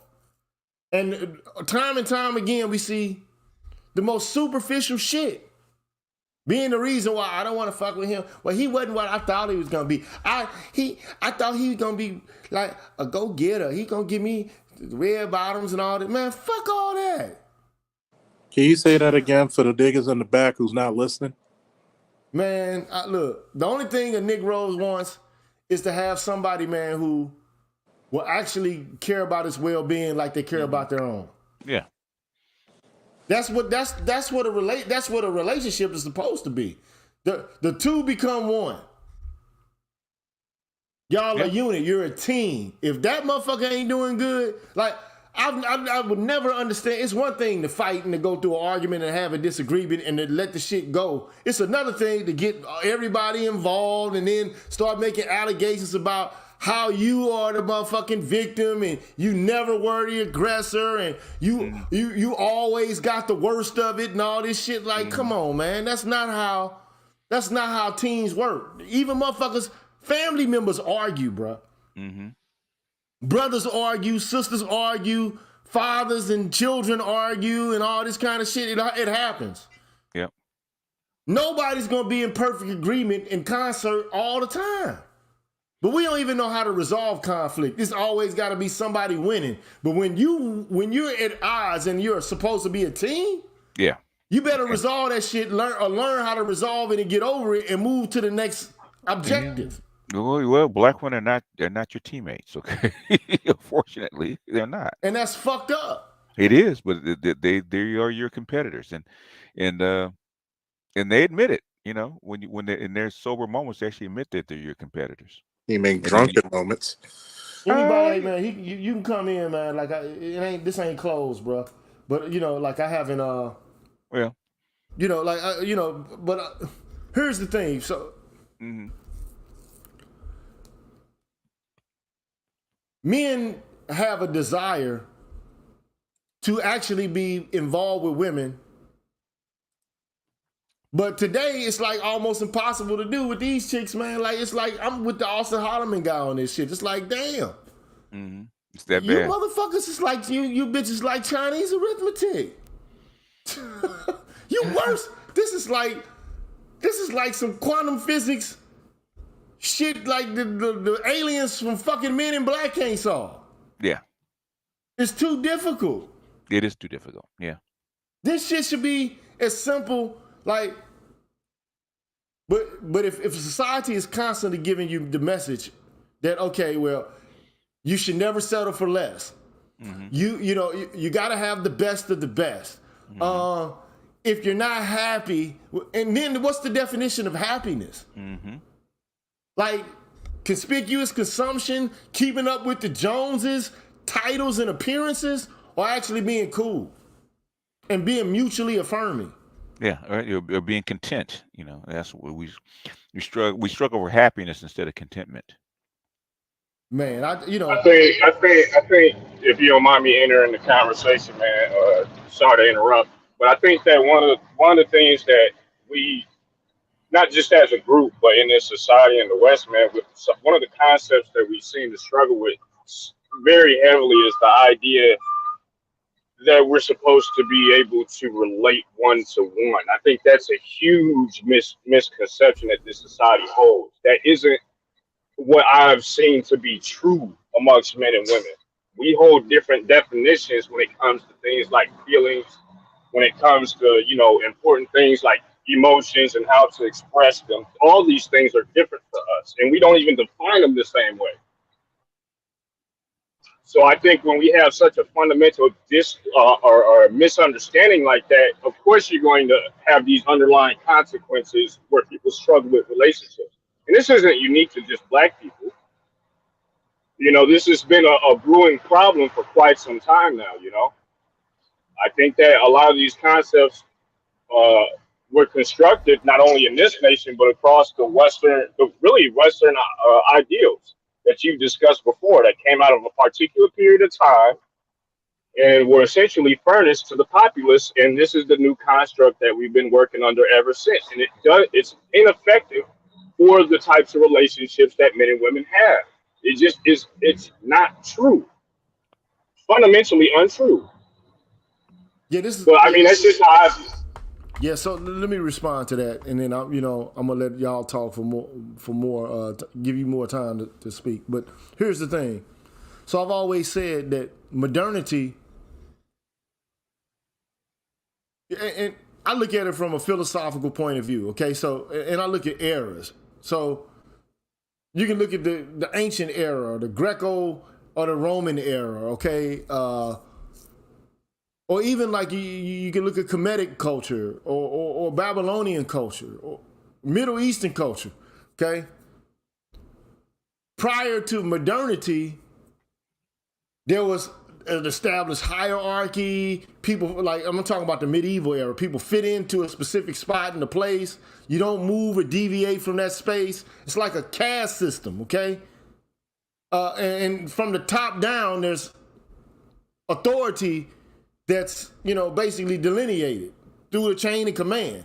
So, I mean, this is what modern men resisted against. And I understand it because it can be confining and restrictive to the point where, it can be something that blocks and restricts information from emanating. You know what I'm saying? Like, it's not good for science to have a bunch of dumb motherfuckers who are in charge, who basically say, well, God gave me the authority to, and this is the way it's always been, so this is the way it's always gonna be, because God said so. And men came along and said, that's bullshit.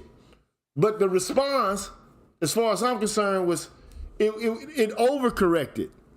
So instead of, like society developing ends or whatever, or somebody at the top, the hierarchy, determining what the goals are or the life plans of individuals, what they should be. Now every individual subjectively is like the authority of their own value. Okay, so that's like Descartes. Ergo cogito sum. I think, therefore I am. Mm-hmm.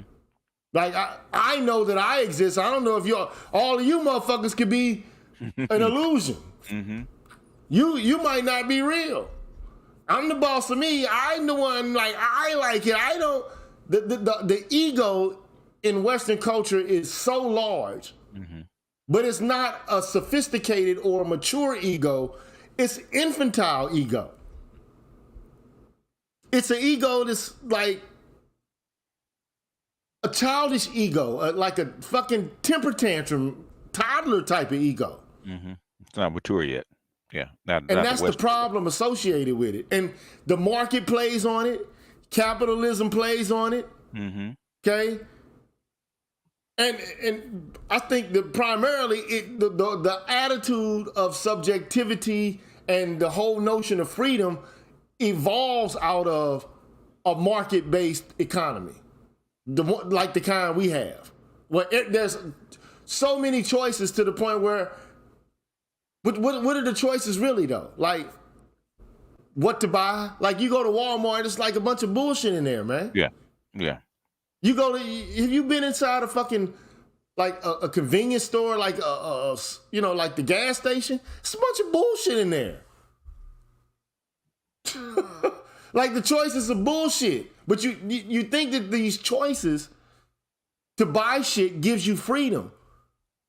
Or, like one of the outcomes of this is like take, for example, transgenderism. Mm-hmm. I can choose anything. Just like you can choose the paint on your car, the amenities inside of the car, you can choose the amenities on your body now. Yeah. I don't like my vajayjay, so I'm going to order me a penis. Mm-hmm. Well, let me throw something out here. We're so fucking egoistic that we believe we're the sole arbiter of all decision making in all decisions and aspects of our lives, and we think that these simple decisions play out throughout our lives like we're in the driver's seat for the entirety of it. It's hilarious, and I mean, like, I get it, because to some extent we want to feel like we're in control, we're the captain of the ship.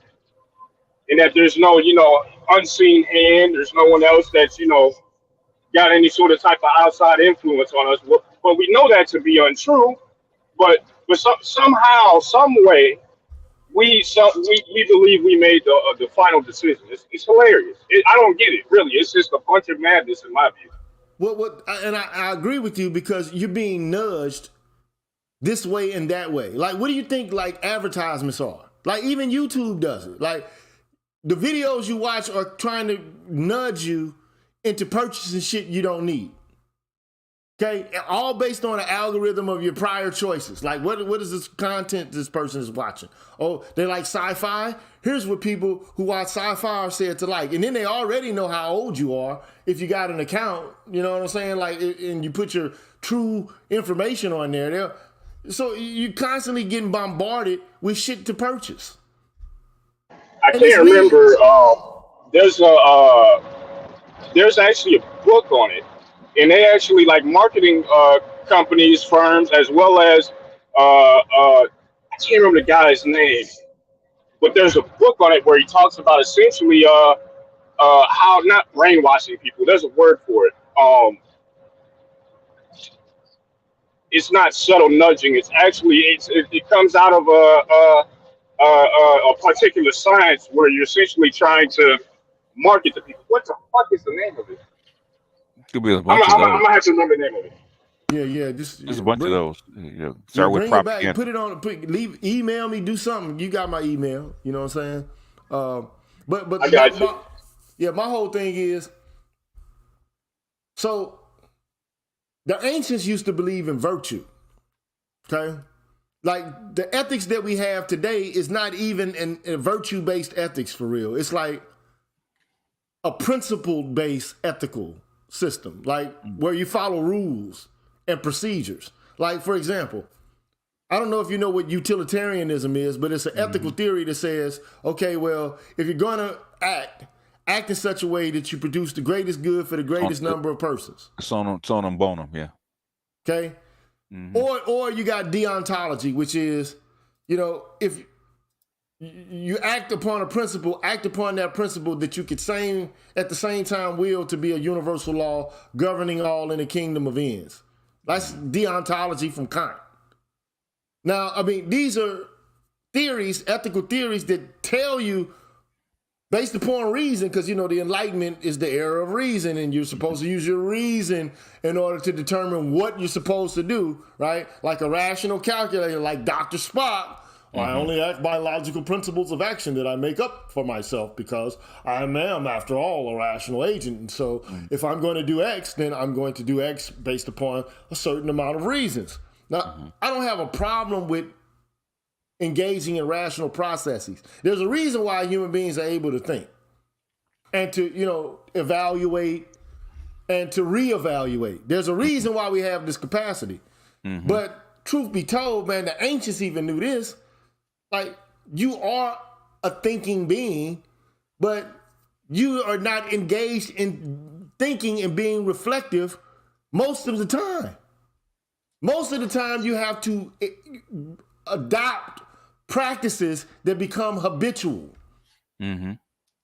And you want to develop good habits, right? As opposed to bad ones, because bad habits lead to vice and poor outcomes.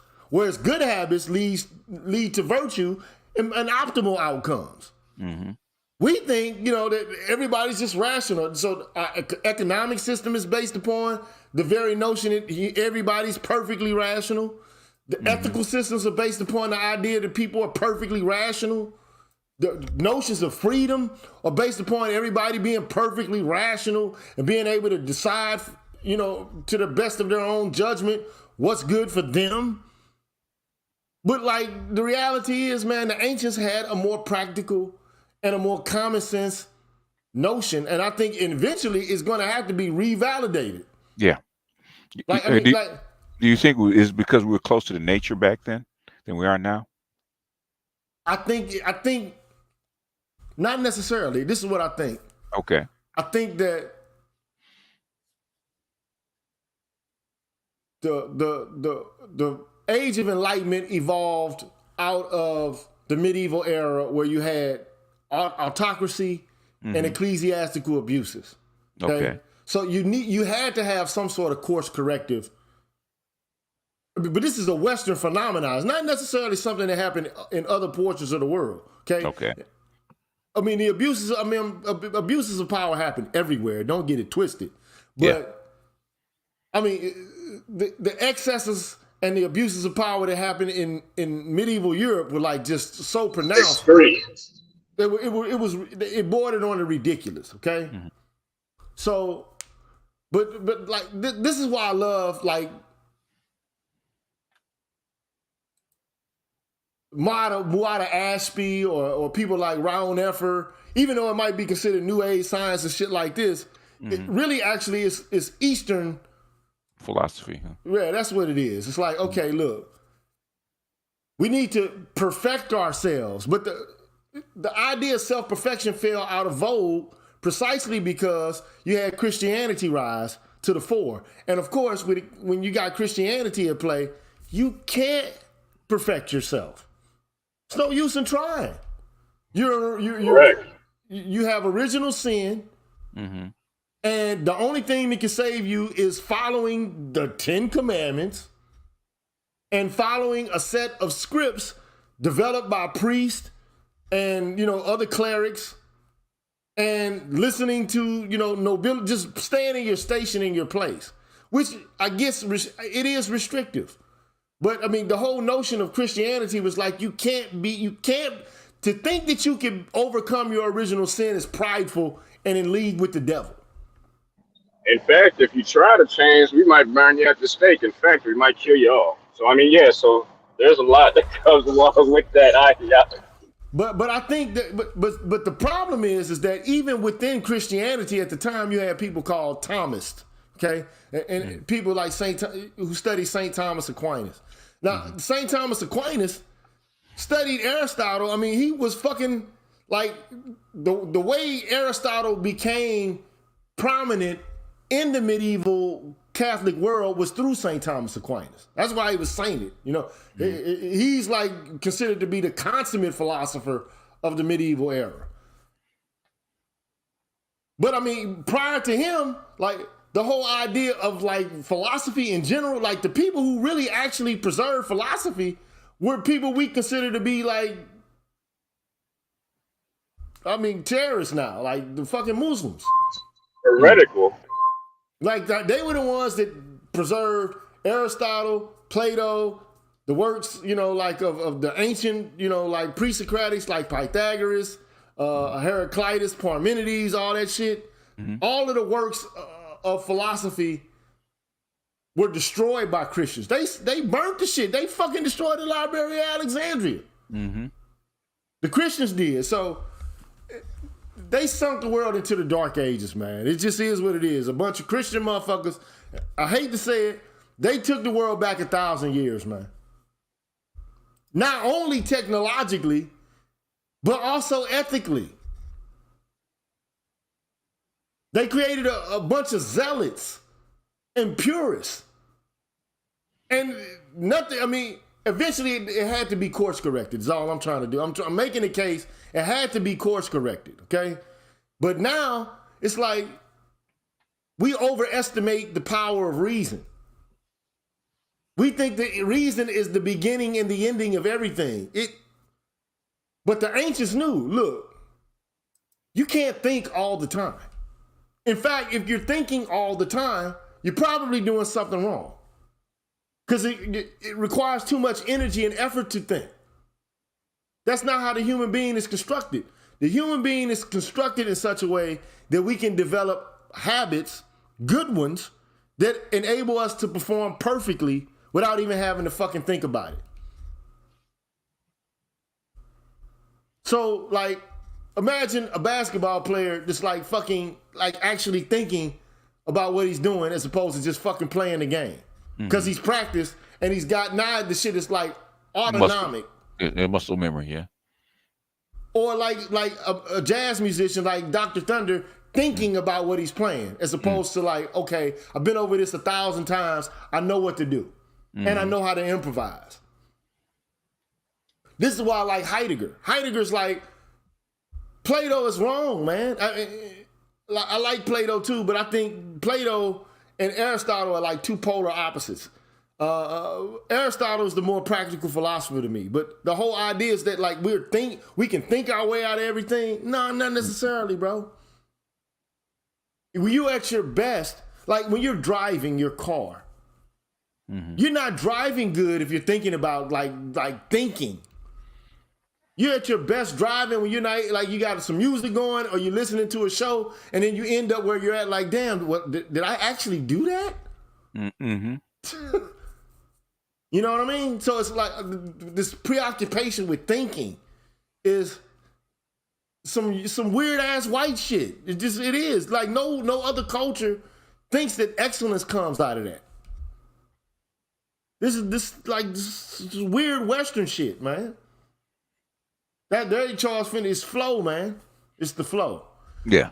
And I think that, like, I mean, a person like in the Menfight theology would call it like some Al-Sar sort of shit. Becoming nothing through, you know, being everything through knowing that you are no essential thing. You know what I mean? Yeah. This is what they call it, the still point at the zero. You're in harmony with the universe. Yeah, the awesome. Go ahead, I'm sorry, I didn't mean to cut you off. No, go ahead. I was going to say the ultimate, really, revelation there that's really to be taken away, and all these things essentially come to the same conclusion that, you know, you're just the sum of the parts, in the sense that, like you said, you know, you're not just one thing. You're all these things. You're trying to get closer to essentially enlightenment, which is to, you know, become one with the all. Yeah. So I mean, like, that was the fundamental break in between. I would argue that's a part of the reason why, I don't know if you remember this, BGS, when we had the conversation about how we see, for instance, Catholic or Christian, you know, teachers and those of other religious sects, especially Eastern sects, why I see those things as fundamentally different.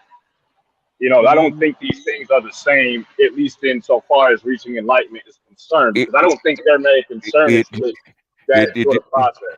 It depends on how high you go up, right? Okay, at the lower level and even the mid level, they're different, right?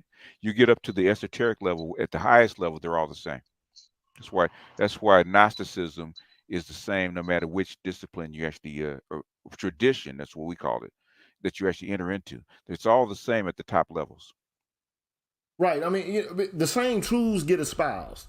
You know, at the end of the day, whether it's the Hebrew mystic tradition, whether it's the Buddhist mystic tradition, whether it's Jainism, even Christianity in its most pure form, or any of the ancient systems. I mean, the whole idea is to understand what human nature is Just like God the Father and Holy Spirit is just the noon, patah, and atum, the triad, the original triad. If you look at look at the Kabbalist tree of life, right? The top three are basically the noon, patah, and atum. Same thing, same triad. In any tradition you look at, it's the same triad. So you can go all over the world and look at different traditions. No matter what religion is at the lower levels, it all looks different. But you go to the top level, all the symbols are the same. Right. And so the occupation of the top levels in the Memphite theology would be like Alsar at the top, Tahuti, and then Seker or something like that. And then you got Herukuti and Ma'at, and then you got Sebek and Het Heru, and then you got Heru in the middle, and Alset and Geb, and all of that. But you'll see the same thing in like Hebrewish. They'll call it something like I don't know. They'll call it something different though. They won't use Kemetic terminology. Yeah. It'll be something altogether different. It'll be what words do they use, BGS? It'll be I'm just trying to think of it. It'll be something like, I'm just trying to let my memory jog itself so I can get it right and I don't mislead these people. But it'll be something like, at the number one position, you'll have something like how. Yeah. Or Bina will be in the position that, say, Binah. for example, Binah. Binah, it'll be where Sekert is. Yeah. And Ha. Yeah. If you or really want, Chokchma, it'll be where, it'll be where Tahuti is. You know what I'm saying? So, I mean, all of it's the same, you know what I mean? But at the end of the day, I think, you got to understand what the human consciousness actually is. And human consciousness, like, waking consciousness is different than subconscious. But most of what you're guided by on your day-to-day basis is unconscious. Yeah, it is. Like when you tie your shoes, you're not thinking about how to do it. When you first had to learn how to do it, it required a great deal of effort and energy in order to fucking figure it out. But once you figured it out, it's done. All the mental energy expended trying to figure it out is done. It becomes routine in your subconscious. But it blew your mind, PK. If you look at quantum physics, right? And I actually did a video, right? It's nothing but a tomb in the other created gods. So the guard particle is actually patah. If you look at the symbols, you look at the diagram of patah and holding the 8 created gods up out of the water, up out of the noon into the physical world. The exact same picture. If you look at the quarks and how the God particle creates the other created gods and holds them up into reality. Exact same picture. Shout out to Admiral Smoke Sandog. He says, we are ruled by id. Humanity is achieved when the ego and superego are harmonized with self and environment. Racism and the exploitation of the civil rights destroyed universal morality of society. Yeah. In a sense. I mean, it's just a cycle, man. It's called tribalism that on steroids. And basically, what drove racism, if you go back and look at it, is 2 things. It is tribalism, but it's also money, because without the money factor to keep the former slaves back where they were on the land making money for the country, then it would have never arisen. Rather let them go, or they was shipped them out. Okay. So it's a lot of different things, okay? Because this whole Western society we call capitalism is based off the slave plantation, and that's the thing that's not told. It's been replicated all over the world. So, which is why they couldn't let you go. Like I said, when I heard a racist Southern what is it? Not Democrat. What is it? Southern. He wasn't for the Union. He was actually what is it? The other side, Confederate writer. Okay, he actually said 70% of your GDP came out of the South, and he was being generous. Okay, he was being not generous, but he's being conservative. So in other words, if you have a war Yeah, the war was actually caused because Lincoln wanted to tax the South and they refused. So he said, "I'm coming out." He said, "Bitch, you better have my money. I'm gonna come down and get it." And he tried to, right? That's what the war started over. It started over money. Okay. And then he freed the slaves because he didn't want to lose the war. Okay. So he freed the slaves. Thing is, now the war is over, but guess what? Your GDP depended on the people that you just freed. Well, how are you gonna rectify that? Unless you want to go Sharecropping, broke. Yeah, Jim Crow. sharecropper, Jim Crow. I mean, it is it racist? Is it evil? It is all that. But thing is, you got to look. If you look at it from a pragmatic standpoint, that we take your emotion and morals out of it, it's the only thing they could have done. Got to keep this shit going, otherwise it's gonna fall It's belly. gonna It's fall gonna apart, belly up. and you just inherit a whole nation from sea to shiny sea. How you gonna build it without them? And, but the point is, they already exploited us and got us for our labor, and they created a terrible condition in our psyche, Yeah. and destroyed, what could have been any semblance of a productive culture. Yeah. And so, not to say that I still had, like, I wouldn't even be talking if I thought all was lost all the way totally. I would never even speak about it. I wouldn't even be talking about justice. But even in the text, like, I don't agree with everything Tommy Shelby says, but I do agree with this: that in order to have self-respect, it's important for you to have enough sense for you to know that you have innate dignity. And like that's what the Negro spiritual was about, right? The Negro anthem. No matter what they take from me, they can't take away my dignity because the greatest love is inside of me. Yeah. Right. Well, I think at this point, we not just us as a culture, but I think that the broader society has adopted the viewpoint that there is no such thing as any dignity for them. None whatsoever. Nothing is sacred. Not a damn thing. We got to remember this is still relatively a young culture, man. We talk about a couple hundred years, man. Culture is actually built over 4,000 or 5,000 years. So even Western society took from the fall of Rome, what it take for them to actually get on their feet. It took 1,400 years. So in other words, it takes time. And I think to me, I'm not a meliorist, but I think things have a trajectory. But I don't think the trajectory is going to be looking good for the West. And the reason why is, for one, look at the West, look at the state that it's in.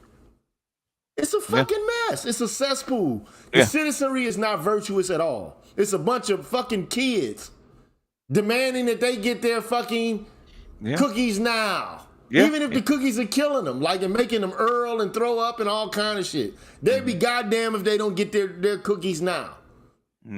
Like, think about here's the difference between ancient virtue ethics and contemporary Rawlsian liberalism, right? In contemporary liberalism, every individual determines their trajectory of their own life and makes up their own life plan. And it's like, well, the society is pluralistic, and so therefore nobody should be able to dictate what somebody perceives as the good for themselves. Like what they ought to do or what they should be pursuing in terms of goals and shit like that. But there has to be balance with a healthy awareness of what you are as a human being. And that's something that this culture doesn't even dare to ask. It's what are you? Who are you? Like, the ancients used to say, man, know thyself. These people are like, myself is whatever I fucking say it is. That's postmodern thought. Think about this. It is. It's whatever I say it is. Like, I'm going to modify but it's all surface.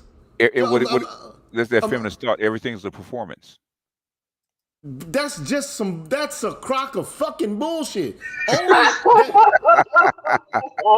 it only emanates from a culture that doesn't place a telos or a purpose on human activity or nature in general.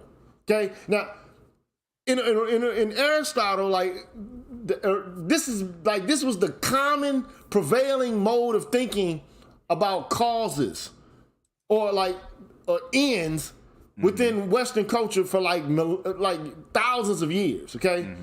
So he said there's 4 causes. You got a material, a formal, an efficient, and a final cause. Everything does. So the final cause of, say, for example, something artificial is easier to see it, like an axe. What's the final cause of an axe? It's the purpose for which it's made, to chop down trees. The material cause of an axe is the metal blade and the wooden, staff or stem, right? Or the handle or whatever you want to call it, okay? The efficient cause is whoever makes it, like, whoever made the thing, who brought it into fruition, brought it into being. And the formal cause is the way that the material is arranged. So this was the way that you look at a thing to see how it fit in with every other thing in the world.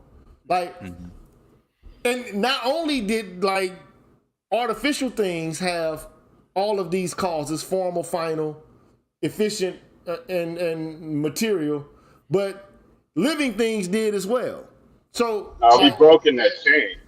We just completely shattered that chain.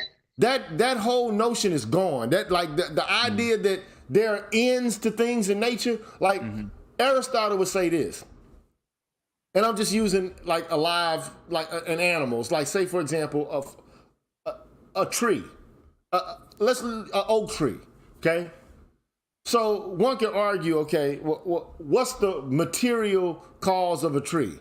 What the physical materials that it's made out of, bark, whatever. I mean, we can get more precise if we utilize biology, or we can even get, we can be reductive and talk about chemistry, and we can even be more reductive and talk about atoms and shit like that. But of course, yeah, atoms did have its origin in ancient philosophy, but I'm not going to even go all there. But they didn't have the fucking periodic table of elements back then, okay? No. So they had an unsophisticated way, but it was sophisticated for them, okay? But the point is, the material cause is the physical things out of which the tree is made. The efficient cause of a tree would have to be the things that generate it and bring it into existence, okay? Acorn. You know what I mean? Like, if for a physical mammalian or animal, it would be the parents of the thing that brought it into fruition or to being, the parents, okay? But when it comes to trees, they reproduce a little bit differently. So they have seeds, and the seeds, fall into the earth, and then they reproduce that way, okay? So the final cause, so we talk what the formal cause of the tree is, it to be arranged in the way that it is, because you got different kinds of trees. Not every tree is of the same kind. They have different forms, okay? And I'm pretty sure some of the things that comprise the form of a tree can be in like things that are plants or flowers or some shit like that. So they had a whole idea about that. But then also the final cause. What's the purpose for which the tree is made? And Aristotle would say to be an exemplar of its kind, to be an excellent member of its own genus. You understand? So like, what's the purpose of a dog or a lion? To exist and thrive, to flourish amongst its kind, and to be an exemplar of what its kind can be, potentially, okay? So virtue is, you can see how virtue could be, tied into, well, what kind of, being are you as a human being? You're a rational animal who, is a social animal who can develop excellence in a variety of ways, okay? In terms I don't know, GG, because unfortunately, we got a lot of people that are running around, not just in general, just speaking this, but I think we've holistically adopted the view that we are completely atomized and independent agents and arbiters of our own will and destiny on anything and everything. That's a and there's no relation to each other There's no responsibility or virtue to one another. All these things are meaningless concepts. Not me individually thinking this, but this as a society, and not just here anymore. You know, this is the prevailing thought now across most countries. All right, You so know, where this people so believe that in isolation and there's no relativity to any other thing. this is a paper I published, but and I'm not gonna get into it. I mean, you know, it's long and it's drawn out and all this kind of shit. But the whole point of the paper is to demonstrate that the metaphysics of modernity is the metaphysics that created this idea that human beings exist atomistically, you know, like apart from each other. Like human beings are like monads, you know, that need to be protected one from the other, from the government, you know, like, and that negative liberty is the summum bonum of what freedom encompasses. And you can see why these men would say these things is precisely because they were dealing with, I mean, abuses. I mean, quite frankly, yeah. they were dealing with the abuses of autocratic kings and a corrupt clergy. Okay, so and it was absolutely dominating and restrictive. Okay, now I'm not saying that this was a good thing. I mean, but the reaction was an overreaction. Okay, and it just so happens that like a public doesn't die slow. The wave of modernity is still with us. The influence, the vestiges of modernity are here. And they're not just going to attenuate with, you know, until there's a need for a paradigm shift. But unfortunately, I mean, there's too many people who, first of all, they don't know shit about philosophy. So they just assume whatever modernity, you know, brought to fruition in terms of thought, that's just it's just right. And you keep getting drilled with it, you know, in the major institutions of this country as well. Like, I mean, it ain't no strange secret that, you know, like the Constitution was predicated upon the social contract tradition. Okay? Now, I just so happen to think that the social contract tradition is counterfactual. I just don't believe that they're right about the state of nature and how human beings exist, and that everybody has a right apart from everybody else. Now, I understand why the concept of rights developed, why there was a need for it. I'm not saying there wasn't, but I am saying just like money is a fucking creation, a construct, rights are a creation. They are a fucking construct. I would say, and this is just my viewpoint, and I think that we could test it, and I think maybe it would be wise to test this. That I think that arguably, you know, to some extent they have points, but it's not entirely true. Not entirely, not on the face. Not any one of these people were entirely correct in their assessments. But I think that they all had different ideas that were partially truisms.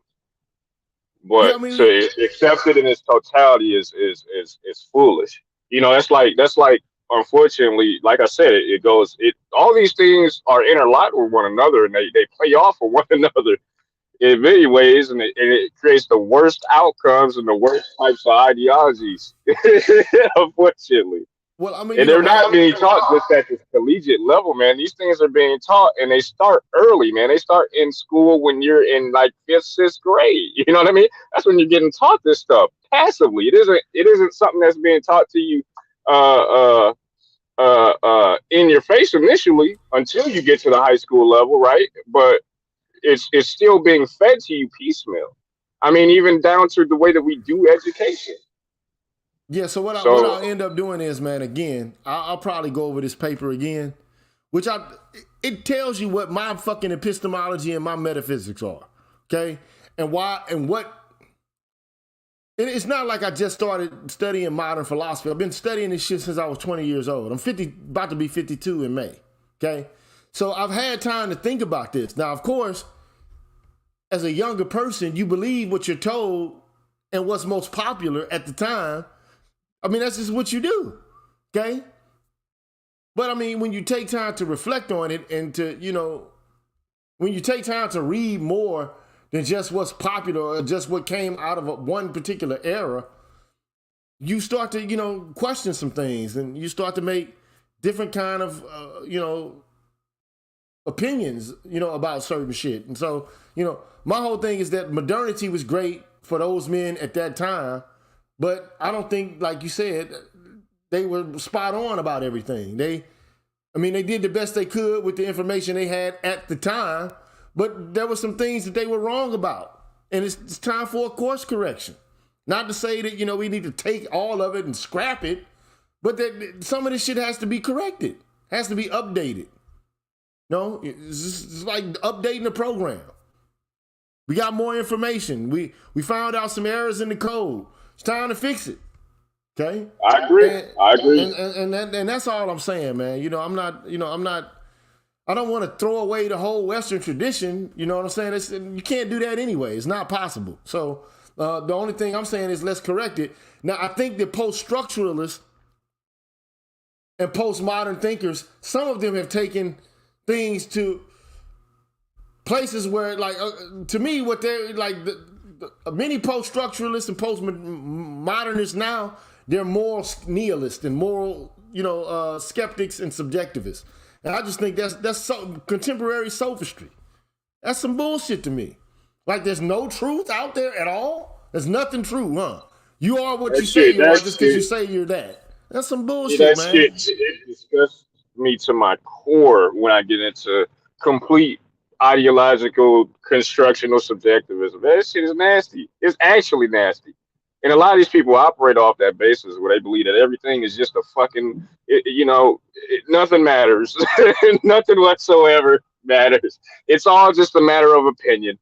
Yeah, In fact, it's all subjective. I don't agree that everything is just a matter of subjectivity. So that's just my opinion. Okay, now but I think it's a good opinion. Like, if it's the case that everything is just a matter of what you feel it is, or what you think it is subjectively, then when it comes to having problem solving skills on a moral, ethical, political level, it's impossible to do.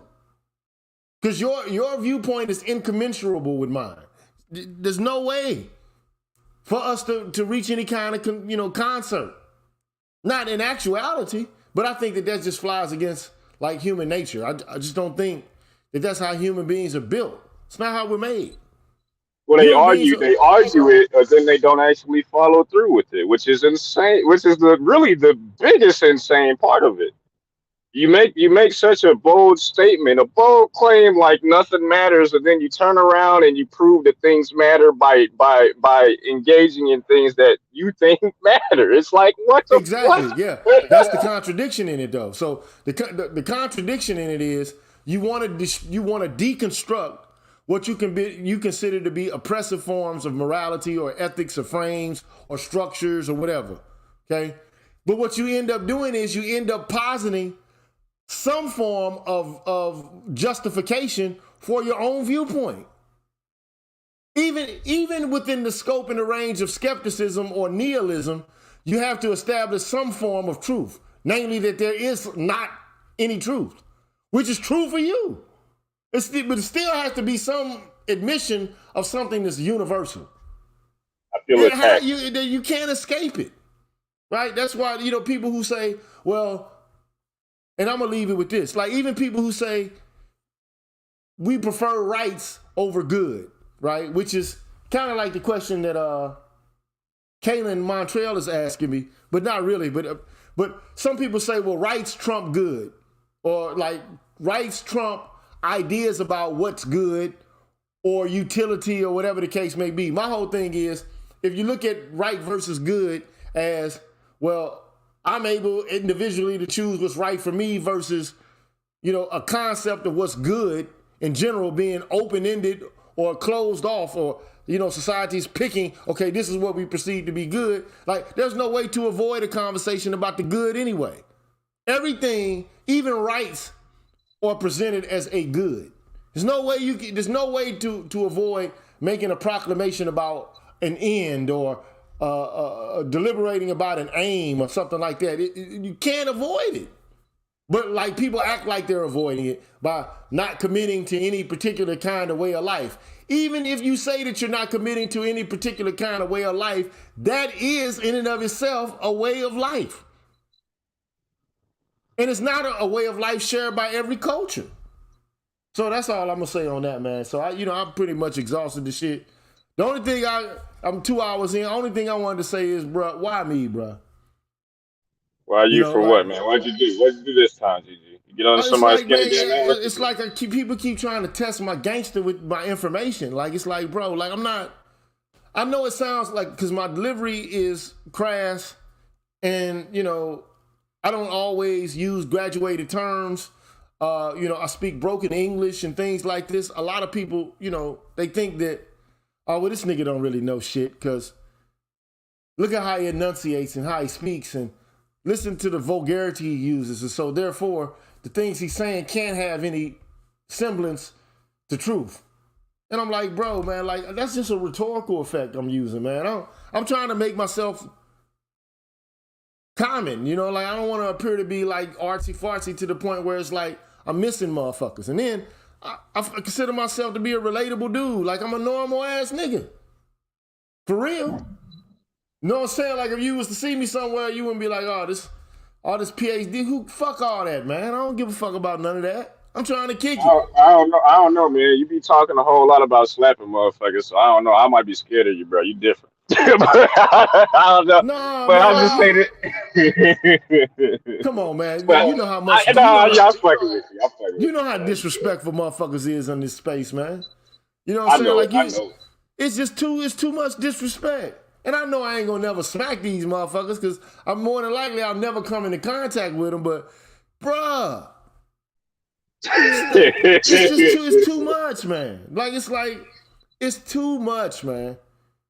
Like I had a guy come in, like, he wasn't even, like, motherfucker, you don't even come into my shit. Who is this yelling Negro? Who is this yelling house Negro? Like, nigga, you don't even know what the fuck being said here, bruh. But you gonna come in and say some slick shit that you would never say if you was in my person. Like if you saw me face to face. Well, wait. I mean, here's the thing that's been going on for a while, and it isn't, unique to just this space, man. I think that, this ain't just a nigga thing either. Like, this is a thing that people do where they'll talk shit behind your back, sort of type of thing, because they feel some sort of type of way. You know what I'm trying to say? Either it's something to do with your intelligence, or it's something that, like you said, with the way that you speak, or any matter of reasons to fuck with you. Some people, man, and I know we were just talking about relations to what we perceive to be as good, and that discussion, some people just ain't good, man. They just ain't shit out here, like, for real, actually.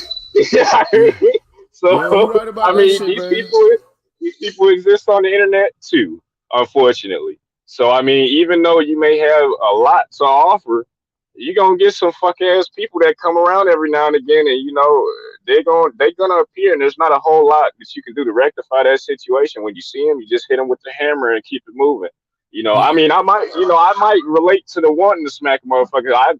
We get there sometimes, I feel you on that sometimes, so I get it. But yeah, you got some POSs, man. You got some POSs out here, man. So I just look, bro. Sometimes I enjoy yelling at motherfuckers too, though, because like it's. I believe it. Yeah, I see it in you. I know it. It's entertaining to me, man. Fuck, you want to be on some bullshit, I'm gonna be on it with you. But anyway, man, for sure, man. Peace, man. Hey, Charles, I know you. Hey, Faulkner, you still there? He might be asleep or some shit, playing Madden or something. Yeah, well, I'm about to close this. Yeah, I'm about to close this shit out, man. I'm gonna holler at y'all later, man. It's 12. What? Well, I'm at. It's 12:44, dog. I'm about to go ahead and man, I don't know what's on the boob tube, man. I ain't watch. I've been watching the Mandalorian shit. It's all right, man. It ain't like it was the first couple of seasons. So, did you see that the new Bourne movie, man? What movie, man? The new, not the Bourne. What was not the John Wick? I'm tripping. I said Bourne. I'm tripping. The new John Wick movie. I ain't seen that one. What's the name of it? Yeah, I don't know. I just know my friends just got done telling me about it. They was telling me the new John Wick was finna come out or came out or something like that, and that it was good. So yeah, when I had Yeah, I because had to I'm at check my that shit spots. out, man. I'm gonna check that out. I'm gonna look into that. If it's out, if it's out where you can watch it on a home movie system, I'm gonna watch that shit. You know what I'm saying? John Wick 4. Yeah, I might check that out. If it's at the movie theater, shit, it ain't popping right now. You Hey, know you what I'm need to saying? come through. You need to come through one of these times, like tomorrow or something, and play some Call of Duty with me and Art or something. You don't never come through, man. I don't know what's up with that. Hey, You don't fuck with me, I'll bro. come through and play shit. I fucks around. You know what I'm saying? So he said when we playing Apex, hey man, anytime you want, like I fucks with Apex, bro. That's what I know how to play. Now I don't know No, how to that's play Call illegal, of bro. Duty, huh? That's illegal. That's illegal, bro. We banning you for life, bro. You don't play Apex. No, we done with that. We going to Modern Warfare now. We done. That's what we doing, bro. You on? You on? We got you, bro. You coming to Call of Duty? Hey, I'll play the shit, but you ain't gonna take me away from Apex fully. No, fuck that shit too dope though. You know what I'm saying? It's Nah, bro. We cartoonish. sending bombs. Hey dog, look, I tell you what, I can't look. All I can do is play the shit. But I know one thing. I became a Apex player because I loved playing Titanfall 2. I don't know if you ever played Titanfall 2, but in my opinion, man, that's one of the best first-person shooter games I've ever played in my life. And the original makers of several of the Call of Duty titles, they're the ones who actually made Apex. So, you know what I'm saying? So it was some dope shit. I ain't gonna lie. So, but I'll play with y'all, man. Just holler at me, man. But anyway, man, look, I'm about to get off this motherfucker, man. It's too late and I'm getting irritable. I'm hungry and shit. You All know what I'm right, man. saying? I I'm can hungry, hold man. you I'm up. about to find something to eat up in this bitch. For But sure, y'all for be sure. good, Hey, man. chop it up with you again later, man. Take it easy, bro. All right, man. Be easy. So I'll holler at y'all brethren later, man.